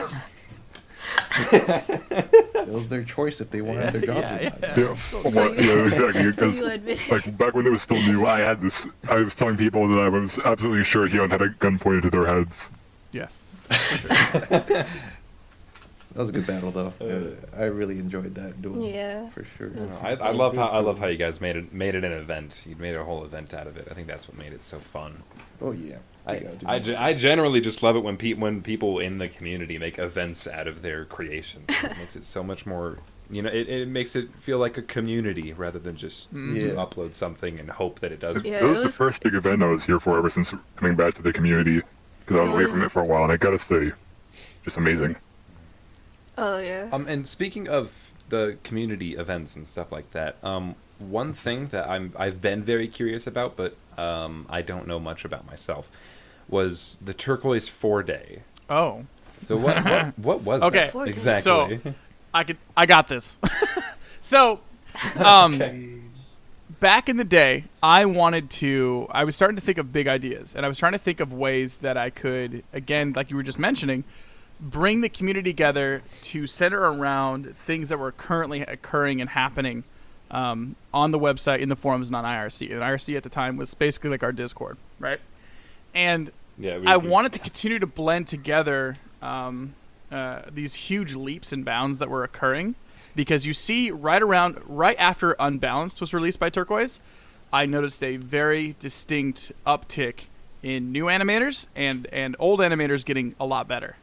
And I noticed right after that, I forget what he put out, but each time Phil would put something out, it substantially jumped up the overall effort, the overall excitement, and the overall output and enjoyment of everybody. And he at one point came to me, and he had like 2 or 3 animations that he was in the process of making. And they were incredible. And I thought, what if, and I just on the spot pitched the idea, what if we made one day where we release all of these all at once, and I'll make a huge deal out of it. Like, I'll advertise it. I want it to be an all-day event where people can literally just sit at their computers on the edge of their seat, just waiting for these to come out, because I know that they're going to be game changers again. At this point, he said it's 100% success rate. and each one of them had their own distinct flavor. And so I was super excited about it. And he was like, "Oh, okay. What would you call it?" And I was like, "Well, there's 4 animations." And then he's like, "Well, what day?" I'm like, "What's your birthday?" Because it's an appreciation day. It's an appreciation day of him, because his work was pushing forward and bringing so many people in. So I was like, well, I need it to be something that could be very easy to market, advertise, and remember. So I'm like, 4-day. That's the easiest possible thing to remember. At the time, I was taking college courses for graphic design, so I was like, I'll make movie posters. I'll make legitimate movie posters, and I will have them printed, and I will ship them to everybody. And I just really, really wanted to sell the feeling to everyone that they could be part of what's happening. And for that day, I swear we had our peak numbers of people online, which I don't remember what the number was, but it was pretty much pinned the whole day. So much so that in the middle, we had the first release early in the morning, and there was I think it was like something like 10 in the morning. It was like 10 to 6 p.m. and midnight, something like that. After the first release, I had to get on the phone with my hosting company and have an emergency upgrade to the back end of the server system for what we had for our hosting, because I wasn't able to upload anything at all to the website because it was so tipping over the edge of its bandwidth and bloated that people were sitting there just nonstop refreshing the portal, just hoping that I would mess up and just put it up, that I couldn't upload anything. So in the middle of the day, I'm scrambling just to get it up. And from that moment on, that's really like the heyday of Fluid Anims, because everyone, I think, at that point really felt a part of everything that was happening, whether or not they were just observing what was going on or if they were participating in some way. So that was, for me, kind of a test of blending some real-world aspects and some higher tier community building within the stuff that's being produced at the time, because the things that were being produced were directly affecting the community that was coming in. So that was basically 4-day in a nutshell. Bro, I was one of those people that was constantly refreshing. Yep.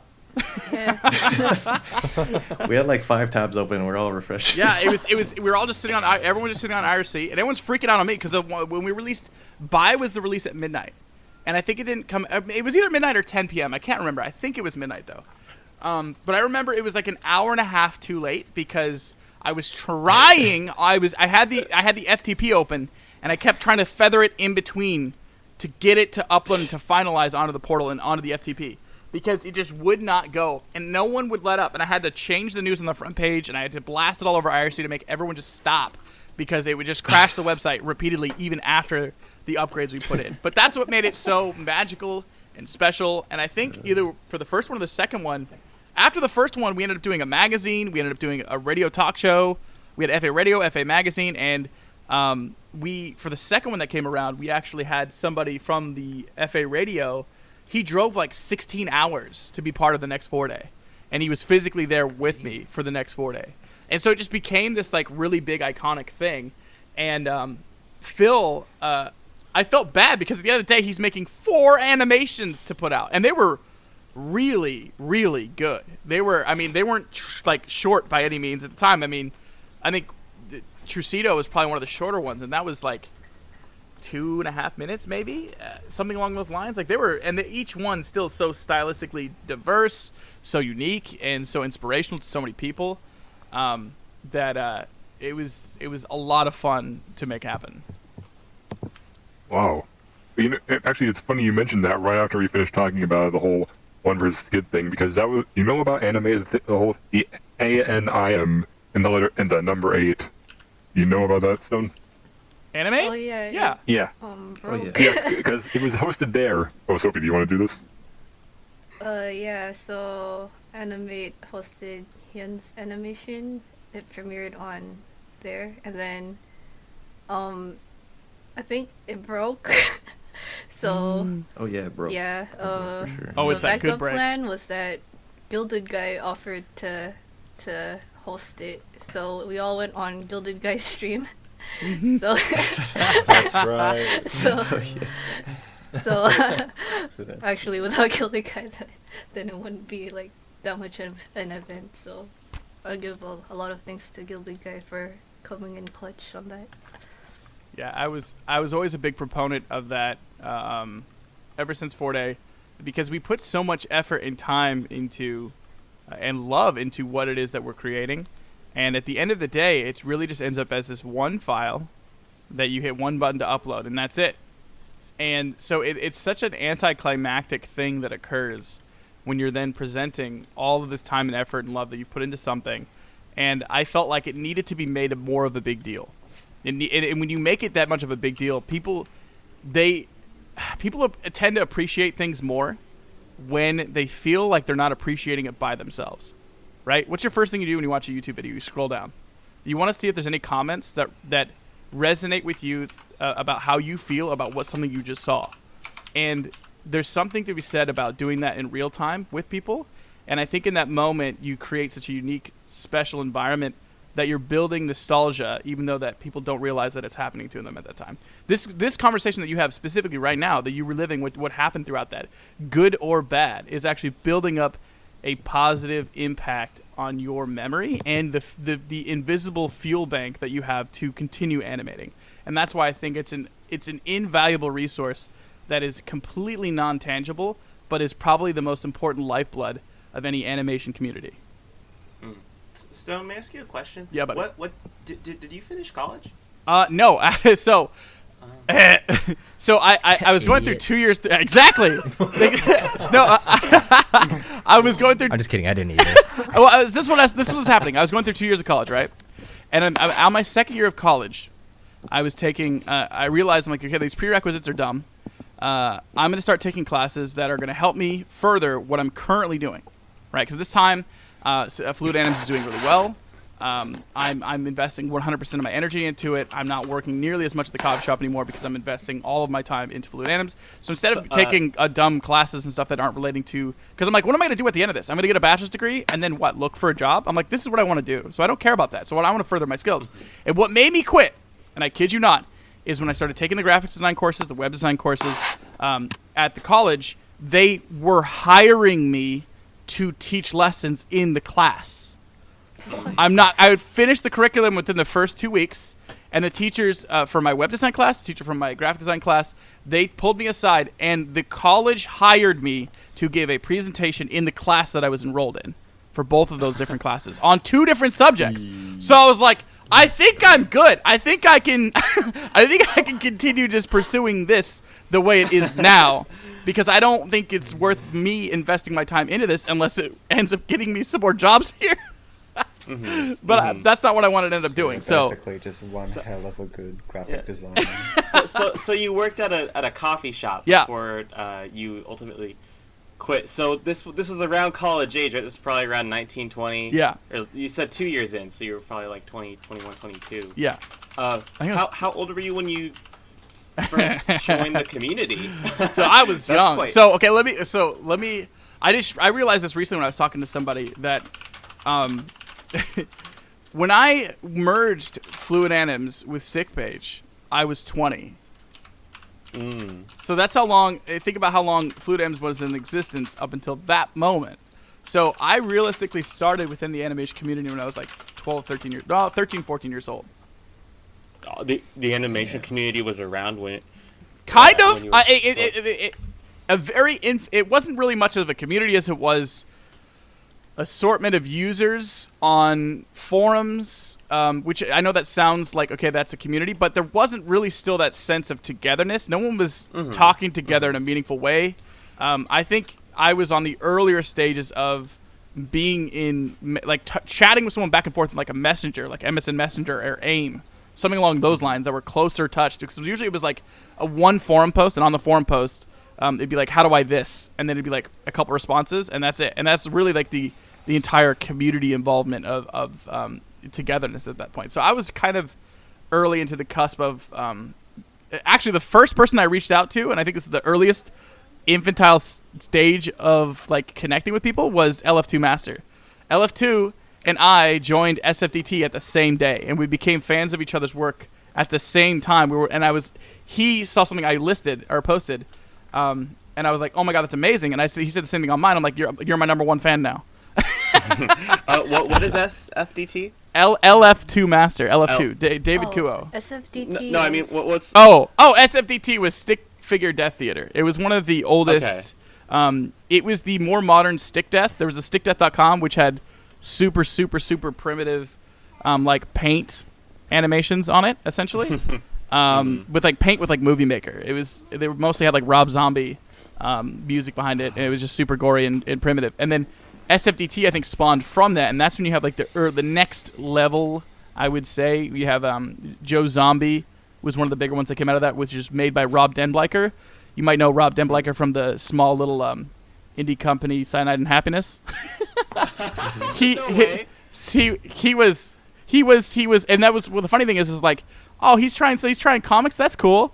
He's so big in animation, man. I can't wait to see what he does next. Wait, so is that about as far back as you trace it to Stick Death? Is that like the Stick Death is far back? Yeah, Stick Death is my initial what caught me was Stick Death, and then from there I found SFDT, and that's where like the early bones of me seeing some form of of community, and that's where I plucked Phil from, because I saw Phil being Turquoise. I saw him post Mutationism on SFDT. And it was, for its time, I was like, this is extremely unique. I'm like, I was watching it, I'm like, these frames are really, really clean. This is really, really smooth. And then all of a sudden, you see the animation, he breaks one of the walls of what looks to be the website. I'm like, okay, I gotta, and I immediately I messaged him, I hunted him down, and I pulled him over to Fluid Anims because I was like, this kid's got something. He's got that special sauce. He was, I think, 12 at the time. When I was 15 maybe. He's a little bit younger. And I was like, you're 12? You're 12? And he wasn't talking to anybody. And that was the biggest thing. I was like, oh my God, he needs a community behind him, because he was just quietly sitting there animating and just would post it with nothing. And then zero forum posts, zero nothing, no communication. Oh my God. And I was like, come here. So yeah, that's probably the earliest I can date back, like community forming and connecting with people, is SFDT. And then Stick Slaughter, which was really, really important. That was probably the second more modern tier of community building, more modern stick figure animating, and that's when you get like the the single line starting on the left side of the screen, stick fights. That's where Stick Slaughter, that was its bread and butter right there. And that's also where the first like stick figure portal animation place originated from. So was Shift Limits something you made, or was Fluid Anims your first like animation community that you had been part of? So there's actually, this is a little lesser known. I'll give you a little quick timeline. There was a free forum website that I managed that existed before Rock Hard Anims, which was called Under Plus Anime. Enter Plus Anime, and MT was the admin of that, and I helped him with that. Then I later, in developing, and that's right around the mid-early SFDT, probably 2006, 2005, 2006. And then I made Rock Hard Anims, and from Rock Hard Anims, I was getting screwed by my hosting. I had Rock Hard Anims for like a year, and that became Fluid Anims, and I didn't know how to transfer domain names or anything, so everyone said that our animations were very fluid, because they were not this choppy paint Movie Maker style animations. They were usually just centered around fluid motion. So I was like, Fluid Anims, let's go. Fluid Anims. And then I had a tragedy strike when I was about 16, 17 years old. And it made it really hard for me to function. I was really depressed for like a year, 2 years. And that's where as Fluid Anims existed, but it was basically just a shell. People kind of hung out there. Not a whole lot was going on. And during that time, there was still very creative, innovative, hungry animators, and that's when Shift Limits came into place. And I wasn't involved in Shift Limits directly in any way, shape, or form. That was made by Jester, which is Justin, and Jeff, which you guys all know, and his alias at the time I think was Kentos. And Jeff and Justin helped cultivate Shift Limits. And I think Shift Limits was super, super special. There were some really, really cool things that came out of that time period. That helped really cultivate the community and move it forward. And it wasn't until Shift Limits kind of slowly started to peter away, and when I came back, and that's when the Comeback collab came out, and I came back in a big way, and that's when kind of from that point on I was all pedal to the metal, fluid anims. Okay, that makes sense, because I was surprised to hear that those two communities were going on concurrently, because when people are usually reciting or is talking like, oh, I've been here since Shift Limits, there's usually an implication of like, oh, okay, Shift Limits has been around longer than Fluid Anims. Shift Limits was short-lived, but I still think very important, and it had some really big moments from it. And I think it was literally just, it developed due to the lack of just a place for these new, fresh animators that were coming in, and some of the old ones at the time that were really just looking for a place to hang out. And at the time, there wasn't really, like IRC was kind of newer-ish, not newer, but like, that was something that people were starting to use more frequently. So there was like a Discord-esque thing that people were using, and that was a really good way to people to connect. Because still, even then, forums posts were important, but it still wasn't really the medium that people were hanging out on. And that's what I feel is like the lifeblood and the most important thing, is because that's where big ideas are shared, and that's where like successful collaborations were made, is the ability to kind of like bounce back and forth with people on a quicker basis. But yeah. Shift Limits was short-lived, but super important. Cool. Thank you for letting me put you in the hot seat there. Yeah, no problem. I'm sorry. I ramble on and I go on tangents, so you have to stop me. Oh, dude, Oh, no. This Yeah, is no need amazing to. stuff. No need to apologize at all. I think everyone here was see pretty on the edge of their seat, the way it went quiet. And I know that you have, going back so far, I just thought it was important to kind of let you go on these tangents. Oh, right? for sure. I'm glad that, because I always feel bad. I always look back when I'm ending my tangent. I'm like, no, that was all right. I was really off track. No, I think that's only human, but I don't think it was as out of place as it might seem. All right. It was enjoyable. Yeah. All right, so I want to kind of dial it back a bit and bring the focus back to all three of them. No, it's okay. I mean, I'm having a great time here. I don't know about the rest of you. Me too. But I just wanted to ask, what drove the three of you to continue animating stick figures? I was broke. I was poor. Poor. I had nothing else to do. But, I mean, did Riot Games kind of give you incentive to continue doing stick figures, though? I mean, like, Oh no, I think the reason why we all kept doing stick figures is because it was just fun to do. It's like quick and dirty animation without all the work, because it's just stick figures. It's 5 lines in a circle. For right? me, It's very basic. You can get across a really good story with just very basic Yeah, figures. exactly. I mean, as far as getting paid, though, were you ever concerned that maybe the money wouldn't be coming in as well unless you did like full body stuff? I know, Hyun, from what I understand, that's something you kind of particularly shied away from when I look at your back. Yeah, because it wasn't fun. Like, I mean, even to this day, animating full body is not fun for me because of just how much of the workload increases exponentially, like, the more detail you put in your characters, right? Do you ever think you'll switch to doing like full body animation, or trying to do that in your future projects? In future projects, yeah, I mean, I consider it. But like for back then, it's just a fun thing that everyone did, and like I think most of us just treated it like, playing video games. It was just a thing that was fun to do and to share with other people. That's a really good parallel, because for me, I almost toxically never thought about the money at all, to a fault, because I was so in love with the medium by itself that all I ever cared about was like, okay, what's the bare minimum that I require to financially continue, and then I would just meet that as fast as possible, and then just not ever think about it again. And I would just continuously focus on just creating new things. I was constantly in love with the idea of what can happen next, because it was just, that was the most exhilarating thing for me. Is there was at some point when I realized, okay, early on me, I thought, hey, I could be really good at this. I could be one of the best at this. And then after I would say about a year or two, when I started to get some traction, like right around Box Smash time. Box Smash was big for me. It was one of my bigger animations earlier on in Newgrounds, probably, 2006, 2007 or something, maybe a little after that. But I thought it was a big deal because I got top 50 on Newgrounds. At the time was like coveted and rare for a stick figure thing to be there, and it was there for a couple weeks, and that was rare. So I was excited about that. But right around that same moment, I realized, okay, you know what? I'm actually not gonna be the best at this because I started as soon as that came out.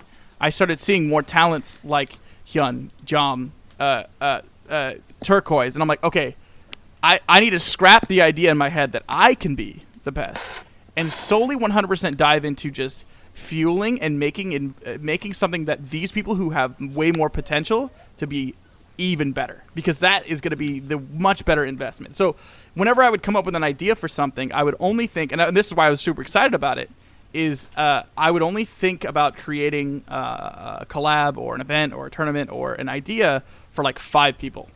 And I would always have like these little pet projects of individuals. And I'd be like, okay, I know that Jomm has like really, really cool 2D combat. So I want to make something that centers something that's going to like really inspire him specifically to want to be a part of this thing. And I would make something, but quietly it's really being made for like 5 people. And I just know that it's going to make those 5 people really, really, really excited to be a part of it. And they couldn't not just sit down and dive into it. And so that is why I wanted to continue doing stick figure animation, why I was so passionate about it, because I think it was the easiest thing and easiest medium for me to get people really excited to participate in something. And that's where the magic came from it. And so it was a matter of how do I continue doing that at all costs. And so sometimes I would have a financial stake in having to push forward, but I would try to quickly alleviate that. And that's why I worked at the coffee shop, actually. I would work at the coffee shop, and I specifically chose to work at a coffee shop that was very slow because I knew that I'm the only one who has to work there, right? It's a one-person opt coffee shop, so I knew after college, after my courses, I could go there, and it's gonna be slow, and I could just crack open my laptop, and I got to know all my customers, and they all knew that I was animating, and I would just be animating in the middle of the in between the 2 coffee machines as they were walking up, and I'd just be animating while I was working. They didn't care because I was the fastest at making the coffee, but I was just I was so excited about the medium by itself. That's really what drove me to continue pushing forward. Damn, the hustle. Dude, that's so crazy. That's so crazy that you said that, because I was like, literally, like, my main incentive animating all the time was like, I was always like, dude, I want to be better than everyone. I want to be the best animator in the world. And I was like, I literally was just like pumping out as fast as I can. Like I literally just would always animate in class or whatever at home. I was just like, dude, I want to be better than every freaking person ever, and everyone's gonna be like, Jomm's the coolest animator in the world. And then I never was the coolest animator. I kid you not. I was looking for people who had making that. me want to be better. I kept constantly. I had individual pet projects of individuals that I'd pick out throughout the community all the time, and I'd take them aside, and I would do a one-on-one collab with them where we would pass an FLA back and forth. And I did this regularly with a lot of people because I would learn a little bit, but they would learn what I know. And so I knew, regardless of whatever we ended up producing, they're going to take whatever information and knowledge I currently have. They're going to be excited about what we just did, and they're going to take that and they're going to springboard further beyond that. And anytime I came up with an idea or I see someone who had something inventive or new, I would try to reach out to them, and I'd make that my new...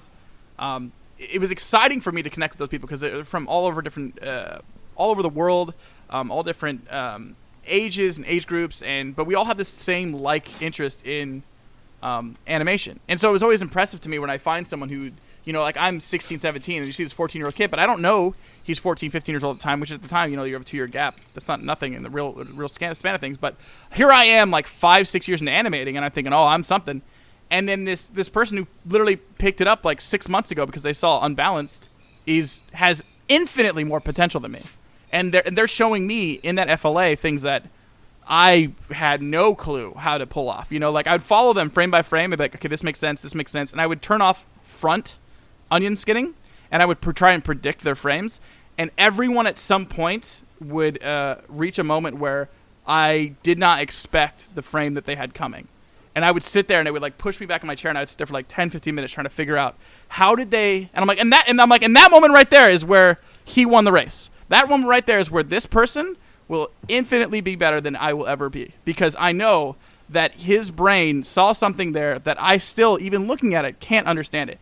And so I would then sit back and try to think to myself, okay, based off of what I learned about this person now and what they like and how they like to animate, what is something that they would love to participate in? And every time, that's when you'd have a jump forward in something that we're doing. And I would look for people like Jomm, man, that I could see they're pumping out shorts nonstop. They're improving at a rapid rate, because I knew those are the people that are going to be the most excited to participate in something big. Dude, Stone's too big brain, man. That is actually very impressive. Yeah. Oh, But right. Wow. Like, that's really fun to listen to and learn about. But I have something that all three of you sort of have a hand in. It's about RHD. You each had your own characters. Hyun had Andre. You talked about him a bit. Hyun had Yo-Yo, and Jomm had Jomm. How did all those get created? Like, you can just go one at a time. How were they created, you said?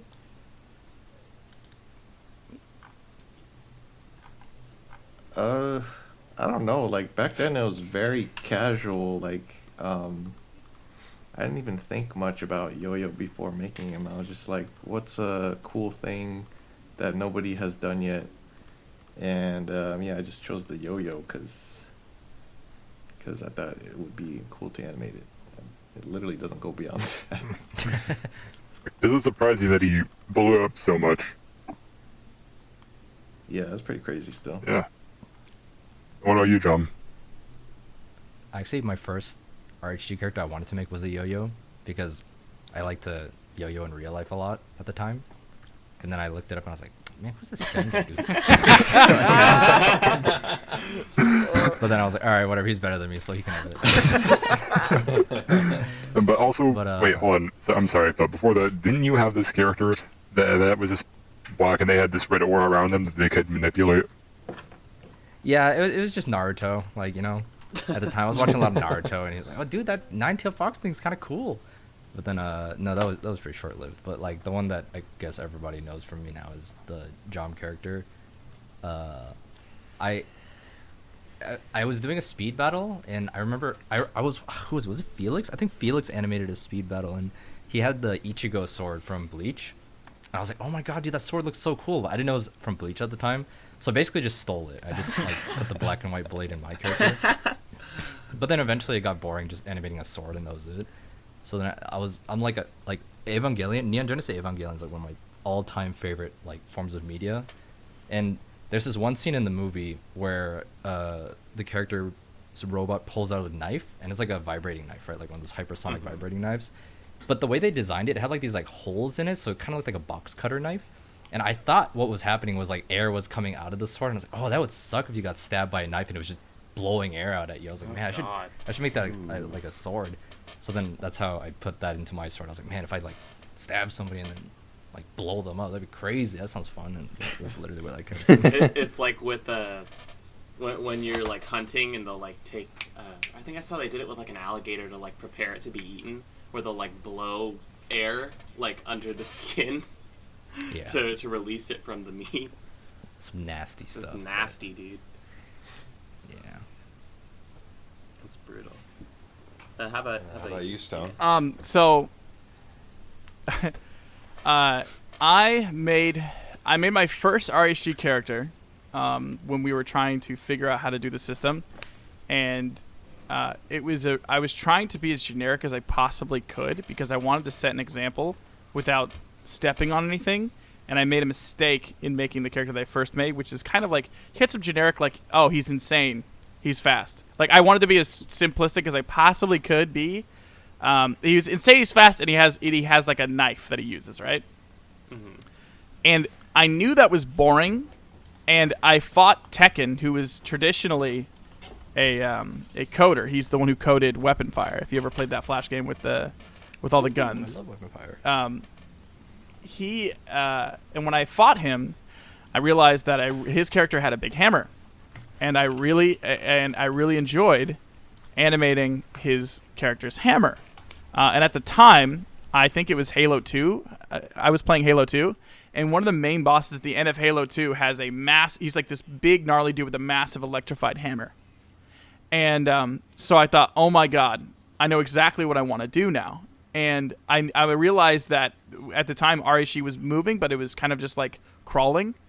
And I realized that my idea of trying not to step on anyone's toes was a mistake, in that I need to be the example of what a good RHG character can look like. And again, that goes down to, and if you look at this traditionally, holds true, keeping your ideas very clear and simple, allowing your partner, whoever you're animating against, to use their own creativity and your simple concept to create something very complex. So I knew, I was like, people will be able to notice Andre from forever, because I'm going to have this massive thing, this massive hammer that's going to distinctively show you there's a stick figure, he has a hammer, and then he'll smack it and electricity or thunder or lightning will come down from the sky. So it'll be very, very easy to understand. But I know that it's something that I'm really going to enjoy animating, and other people are going to find very enjoyable to animate also. So I created Andre out of a necessity to create a perfect example to further push forward RHG in a way that other people can be super inspired by that example, and keeping it simple. Because as you can see, there was nothing more agonizing than opening up, seeing an icon for an RHG and be like, oh, a new RHG. You click on it, and then you just open it up, and you're like, and the page loads, and it's just like 4 paragraphs. You're like, nope, hard pass. Hard pass. Because you don't want anything, when it comes down to creativity, you don't want anything telling what you have to do. It immediately makes you be like, But if I'm like, electric hammer, swing hard, you're like, okay. And you're like, what does he not like to do? He doesn't like to be in tight spaces. Cool. There's so much room that your brain can just explode from beyond with that. So that's where Andre came from. One thing I want to put out there for viewers, because I remember you talking about this last time, is that you specifically chose Andre's color because you knew nobody else would do that. Oh, yeah. So I chose the horrible color. That was the one thing. I chose. I specifically chose. I spent like 45 minutes just with a color wheel, just like literally randomizing it. And like I remember like falling asleep just pushing it around. Because at the time there was like a wheel, and I would just like slide it, look at it, slide it, and look at it.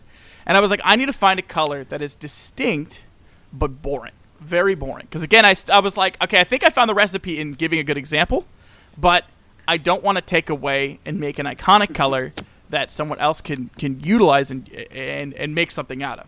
So I'm like, I want to make something that's kind of boring so he can be in the front, he can be a good example, but if you're utilizing him, I'm making you use a color that makes him slide into the distance, slide into the back a little bit, right?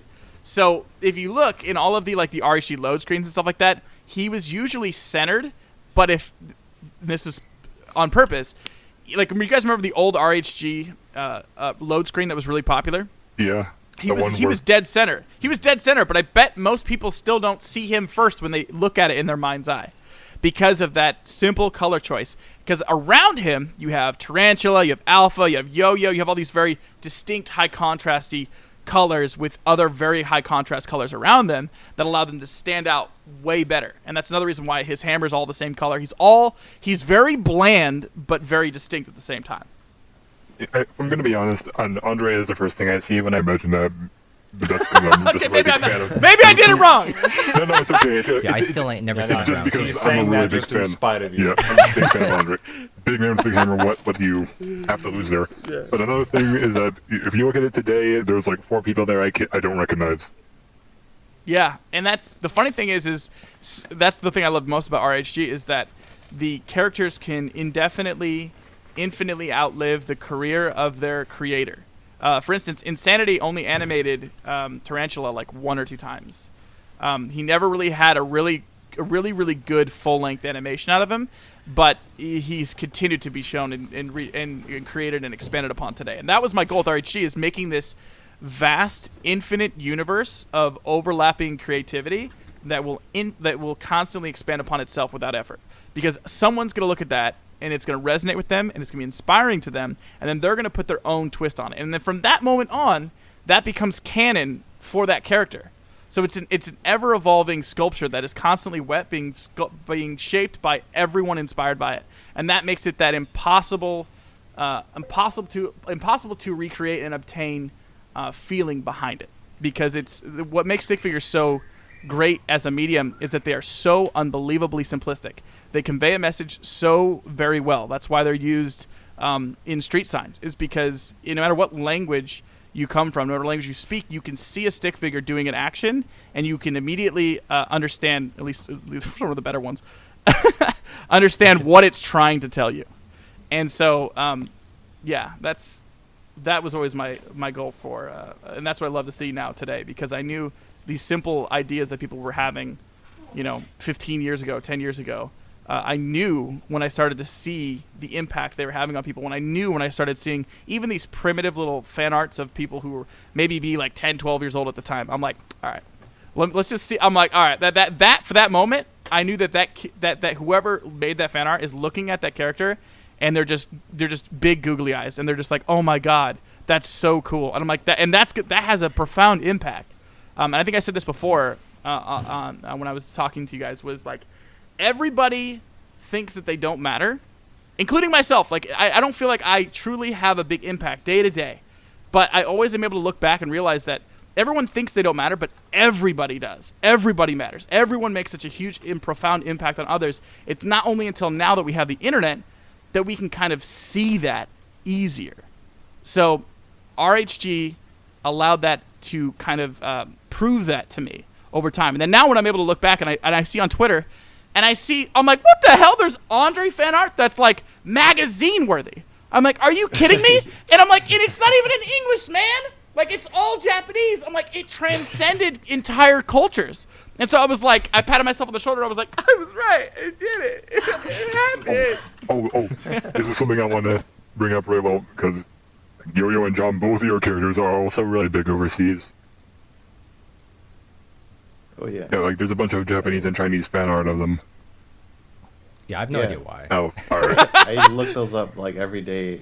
It's so cool that. Dude, Hyun always DMs me like, dude, do you see this Chinese fan art of your character? I'm like, dude, where are these coming from? Bro, I saw like they're so good. Freaking Chronos. I've always wondered where all this art from like China comes from, because like I see people from China and other cultures, like other countries, they'll make all this fan art and stuff. Like I even remember someone from China doing like this stick figure competition of sorts. It was like an art competition, but it was really good. Like some of the best fan art I've ever seen. Good. In that moment, it proved to me that I was right, because it literally transcended into entire other cultures that don't overlap with us. It's specifically like our stick figure community in any way. And yet they're able to see those characters, understand what they're about, and recreate them entirely with their own spin with no written knowledge about them at all. And I was like, that's the magic. Yeah. Something, this is a little weird, but sometimes when I go to Google Images and I'm looking up characters or a blog or something, I find these little sheets and they have a bunch of like 5 or 6 characters on them, and it's all in Korean, so I can't read it, but they're basically drawing their reactions to the characters, I believe, before and after learning about them, and it's really cool because there's like a bunch of them. Wait, before they even know what they were about, and then after they learned what they were about? Like first impressions and then after seeing their animations and stuff. Because I think a big strength of that is that a lot of these animations have a very heavy focus on action, and you don't need to know English to understand what's going on. Yeah. Yeah. That's another big strength. That's amazing. Especially in Guild Guys videos, because you have a bunch of videos in Spanish about them, because if there's no language barrier, you can go into there and watch the fight, and you can see something amazing happen.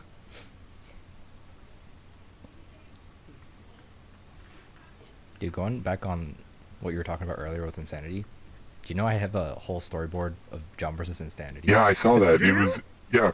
Oh, hold on. He has a whole video about his unfinished animations. It's really cool. Let me go get it.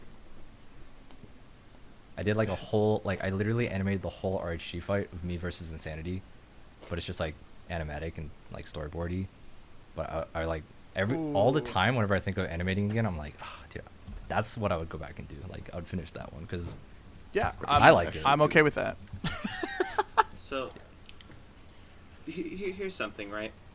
Like all time and all the time that the dojo has been around, what are some of the animators that have come through that just like you would have to say is like have made one of your most favorite things on the website?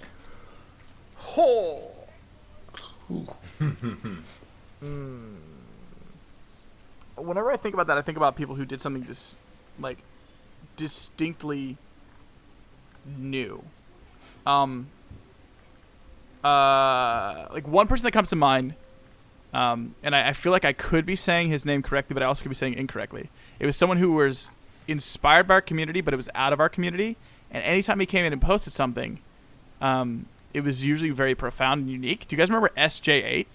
Oh yes. Oh yeah. Yeah. Oh yes. He's still around. Yeah. He's still active. Okay. Because back in the day, early Fluid Anims, he wasn't part of the community at all, but he was parallel to it. Like he was like kind of like Phil was to SFDT, right? He was just quietly working on his own stuff, and then he'd post it. But because he was like this mutation, right? This mutation of our own creation, but wasn't mixing with the population at all, and he was just continually making his own different variant of himself, and then he would re-inject. It would constantly inspire a bunch of sprouting new animations after he would post something, because it was just so different stylistically than a lot of the stuff that we were outputting. So I think SJ8 stuff, early SJ8, I have to say early now because obviously he's still around, but it was very distinctly different and really, really, really high quality. Yeah. He's still on YouTube. Yeah. He goes by 5J8 because I think he lost his account or something with so he posts on 5J8, and yeah, it's really good animation.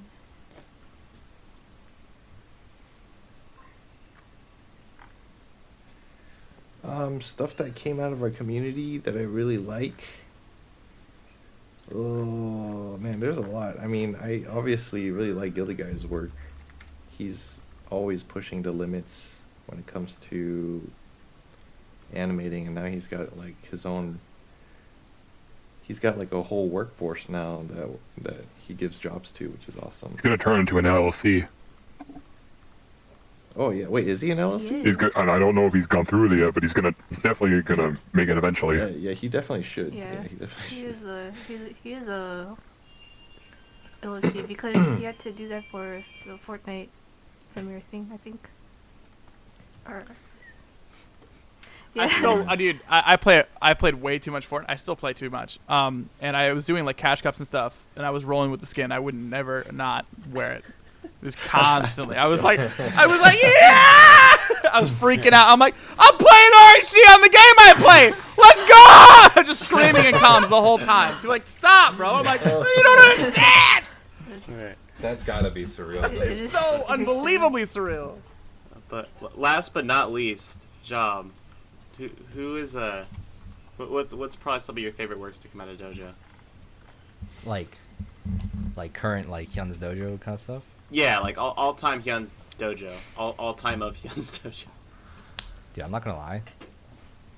I don't keep up with Hyun's dojo that much. Every time I come back, it's just because like either Gilded Guy puts something out. What about freaking Sassy L's latest animation? Oh my god, yeah, no, X Stealth is my favorite animator in the world. Yeah, I love the Sassy L. Honestly speaking, he's probably my favorite like of any kind of stick figure stuff that's been put out lately. I just love watching it. Oh my god, dude, I freaking so good. Yeah, you're right. Yeah. Okay, so we've been going for, I'm checking my recording, we've been going for about 2 hours now, and I have a feeling, I don't know how much longer this is going to be going on, so if I had to ask one last question, I forgot, okay, I remember. If I had to ask one last question, I had to ask, what are your favorite animations of all time? Any animations, not even restricted to the internet or Hyun's or anything, just anything. anything? Of all time. Dude, I know what my answer was immediately in my mind. Like, I had an immediate answer. I don't, and this could be more particular because how profound it was for me at the time, and I can honestly say I don't think Fluid Anims would have. I don't think I would have made Comeback Collab or Come Back had it not been for the animation. Ooh, very nice. JCTLM. Yeah. JCTLM was so incredibly, profoundly important to me. It was so good. That I think that gave me like 5 years worth of fuel from that moment on. Like from, yeah, it was so. Again, like if you look back at it now, it's probably that's the hardest thing about a lot of this stuff is that you look back at it and it's not nearly as impressive, right?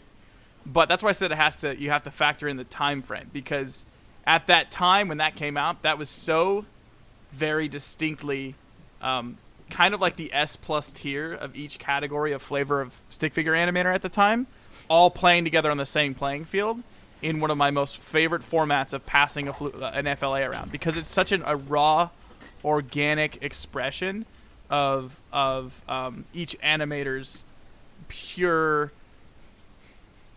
mostly frame by frame capabilities, right? And then the magic that it just would happen from just passing it back and forth and the next person's interpretation of where to take it from there, and how they executed it, and the differences in styles. And at the time, it was probably some of the best work at that moment for each of them. It was just... Oh, yeah. That was like the Avengers Endgame for me. Yep, it was. 100%. It was all the gods just coming together in one episode. Yep, and that's why I say Shift Limits was so profoundly important, is because that, to me, is one of the best things that came out of Shift Limits. You guys should definitely watch that. You should link that animation. Yeah. Oh, it's on the timeline. I think they have it on the timeline, yeah. Yeah, we do. I had to make sure they put it. I was like, hey, JCTLM, write that down. Yeah, we multiple. I knew about Soapy and I were taking animation notes. for the longest time, and I just kept forgetting to put it. So when we talked to Stone, that like immediately reminded me. So I definitely. I was scrolling. I didn't see it. Where is it, guys? Help. And Cicada's in there. Yeah. He is. Animator. He's the C, I think. JCTLM. Yeah. Classic. For me, I think my favorite to this day is still Shock 1. Oh, yes. So good. Classic. Oh. Yeah, Shock 1 is still mind-blowing to me, and like I still don't know how it's possible that it was made. Stick figure culture-wise, the Shock 1 and 2 are probably the two most important animations, period. Like, hard stop. Like, I think Unbalanced brought in a niche group of very interested individuals, and Shock 1 and 2 netted everyone else that could possibly be potentially interested in this. It was the first introduction to the rest of the world seeing what we're doing. Because it I think was early YouTube when it went out, and it was one of the first times that the average anybody was seeing stick figures in a I can't say meme because they didn't exist yet, but in a non-joking, scribbly paint tool way. And that brought in just a flood of people.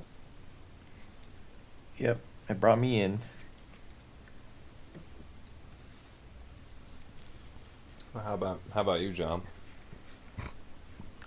I don't think I have I'm sure I have one, but I don't really know off the top of my head. But I think the person I've been probably most influenced out of, except like Phil, for example, because he inspired everybody, doesn't really count. But, that's for real though. That's where it is, dude. That's literally how it is. He's a foundation. It was Auto 1. He was the Charizard, dude. So I like Charizard. Obviously, that's my favorite. But aside from Charizard, it's this. Yeah. I don't know if you guys know Only Watching, but Only. Only. So good with swords. Yeah. He's so good. He hard taught me so many things about I still think he's the best sword animator. I don't think he is. He can. What would take anyone else 3 frames to pull off? Somehow he would do it with 2. And you're like, how did you go from there?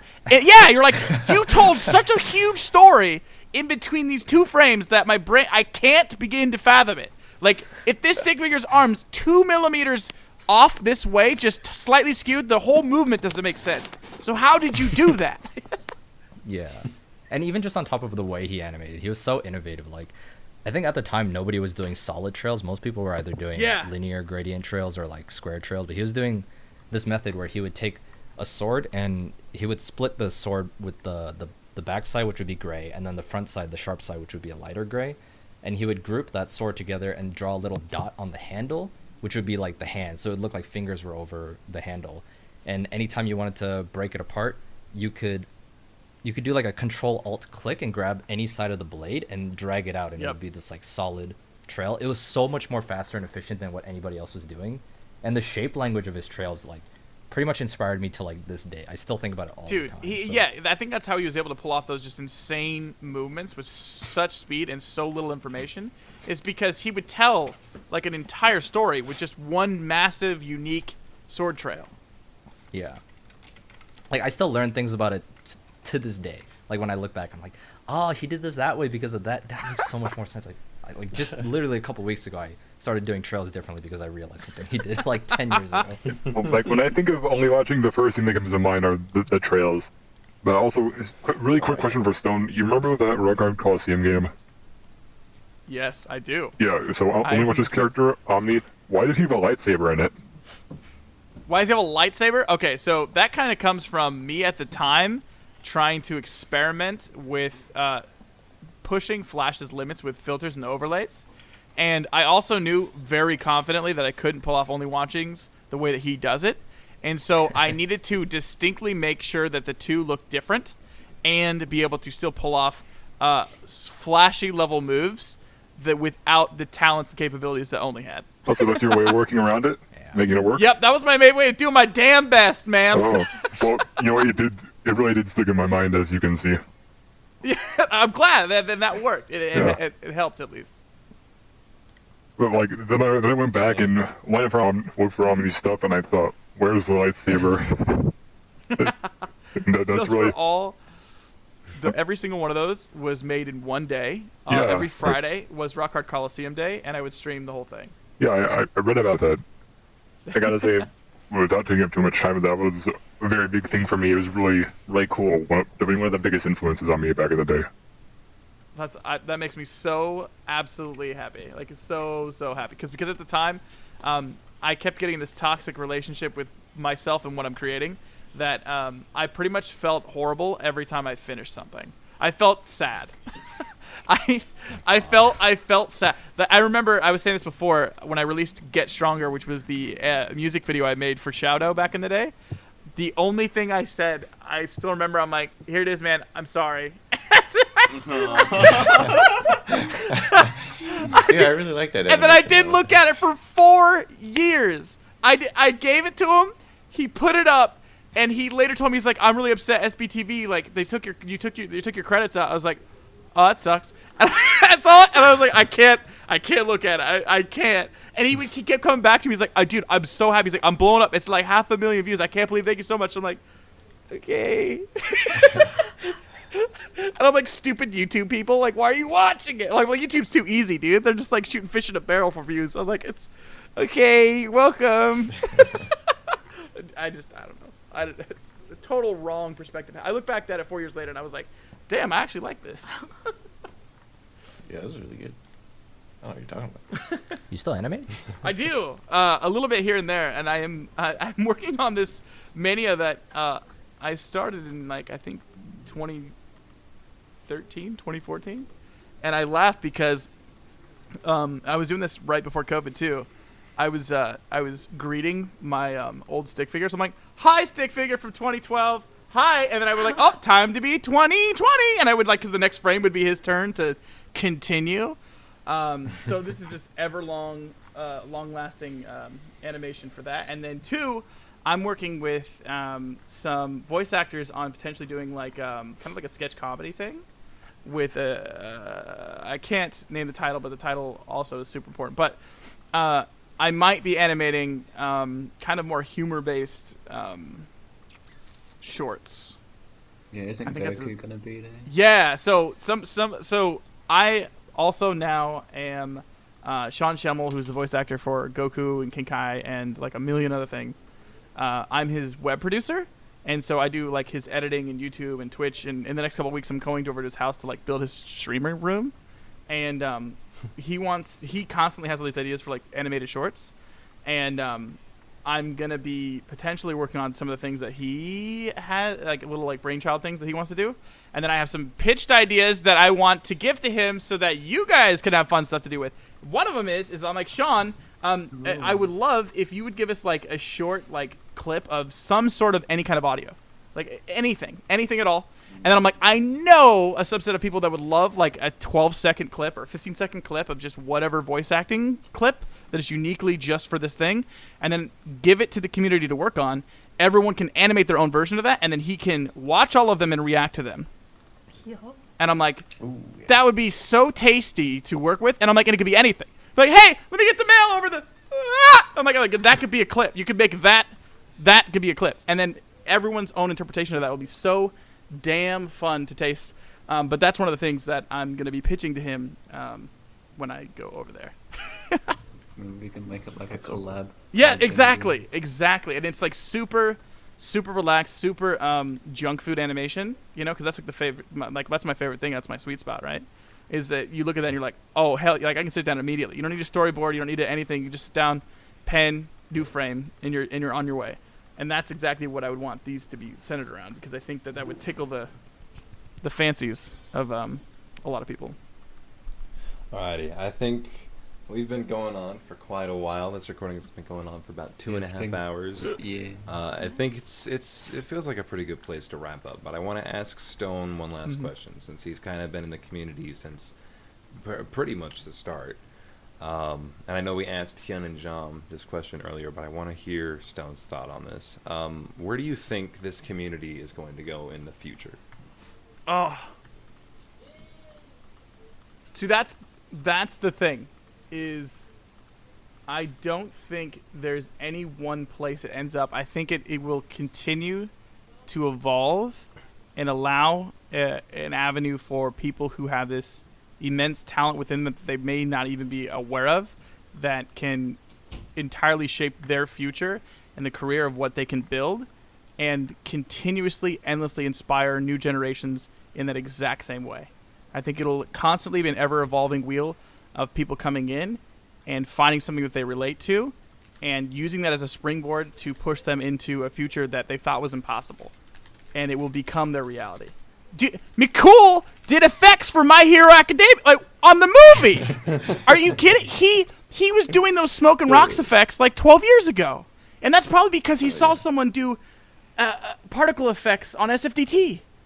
Like, that is going to happen just again. It's going to keep happening. So that's the future that I see, is that as long as it's still around, there's always going to be someone creating something that touches someone very intimately in a that's okay. It's gonna reach out to them in a very specific way. That's going to tickle something inside of their hidden talents that will make them endlessly want to pursue it, blindly and wholeheartedly. And that's where the magic will further the community and will continuously live on as long as there's people here animating. Okay. Yeah, I agree. Yeah. Any other final thoughts before we go and wrap this thing up? Oh, I just want to extend a personal... Oh, that was fun, though. Actually, I just want to extend a personal... Okay, which one of us is going to talk?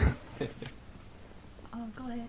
So you can go, Pop. Alright, I just want to extend a personal thanks for each of you, not just Stone, Hyun, and Jomm for coming here, but to Silk, Soapy, and DeMax, and of course Hot Enough for all being here and being able to make this possible. It's great being here with all of you, and it was really fun doing this interview. So, thank you, honestly. You're welcome. Yeah, that was pretty fun. It was pretty fun getting to talk to all of you, and I just wanted to say thank you for everyone who wanted to be a part of this. Yeah. And thank Pretty you, cool. DeMax, for organizing this whole event. I take no credit for organizing all of this. This is all DeMax as far as I'm concerned. Yeah, I had to try and figure out a time that worked for everyone, and Yeah, he took it all upon himself. Like, he just shouldered it all. He just asked me if I wanted to put it on Animacast, and I was like, hell yeah. Yeah, like I So- wanted to do another interview, but this time, instead of just doing a private one with Stone, I wanted to do like a public one where everyone can like see it, and I thought Animacast was a really good way of doing that. I'm And plus, happy. when- I'm happy that's what you thought. Yeah, when I was trying to sort this out, you didn't actually have a new Animacast thing put out for quite a while. You but then you you had just asked me recently just put as one soon out. as I was about to upload Oh, Yeah. it. Yeah. yeah. And All right, well, actually- thank you all. I'm glad that Oh, this sorry. interview Oh, happened. No, you're I- okay. Sorry. I just wanted to say, I just wanted to thank Soapy for creating this Discord and being the first one to kind of show a fascination for the history of all this, right? And ultimately kind of be the point of origin for getting all of us together here to do this. Oh, actually, DeMax created the server for Stone's interview, so you should thank him.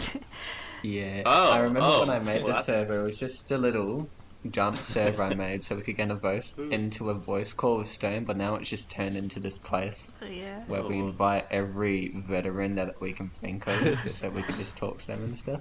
But I will say that Soapy was the one who basically built this entire place, Oh, like the entire server. Like I did make it, but Soapy's the one who's basically done all the building and stuff.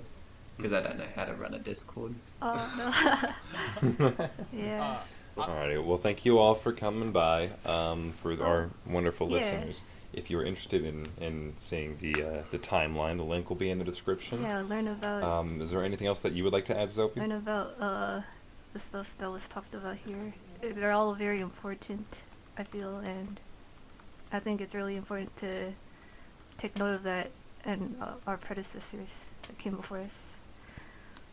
So, yeah. Oh yeah, before we're all forgotten and we turn into old people Yeah. that don't remember anything. Yeah, before I'm old. Okay. You're right, Eric. Yeah, before I get old. Before we still have time, so don't Before worry. I man. get old, yes. I No, like no, that. no. Before this, I'm gonna call you out, Hyun. You were sleeping by the time this was supposed to start. Yeah. To your Oh I my am, god. profile. I was It's okay. actually He's- taking a he's- nap. Oh shoot. He was used to me. He's used to me making fun of him. It's fine. I hope. I hope at the end. I embrace it.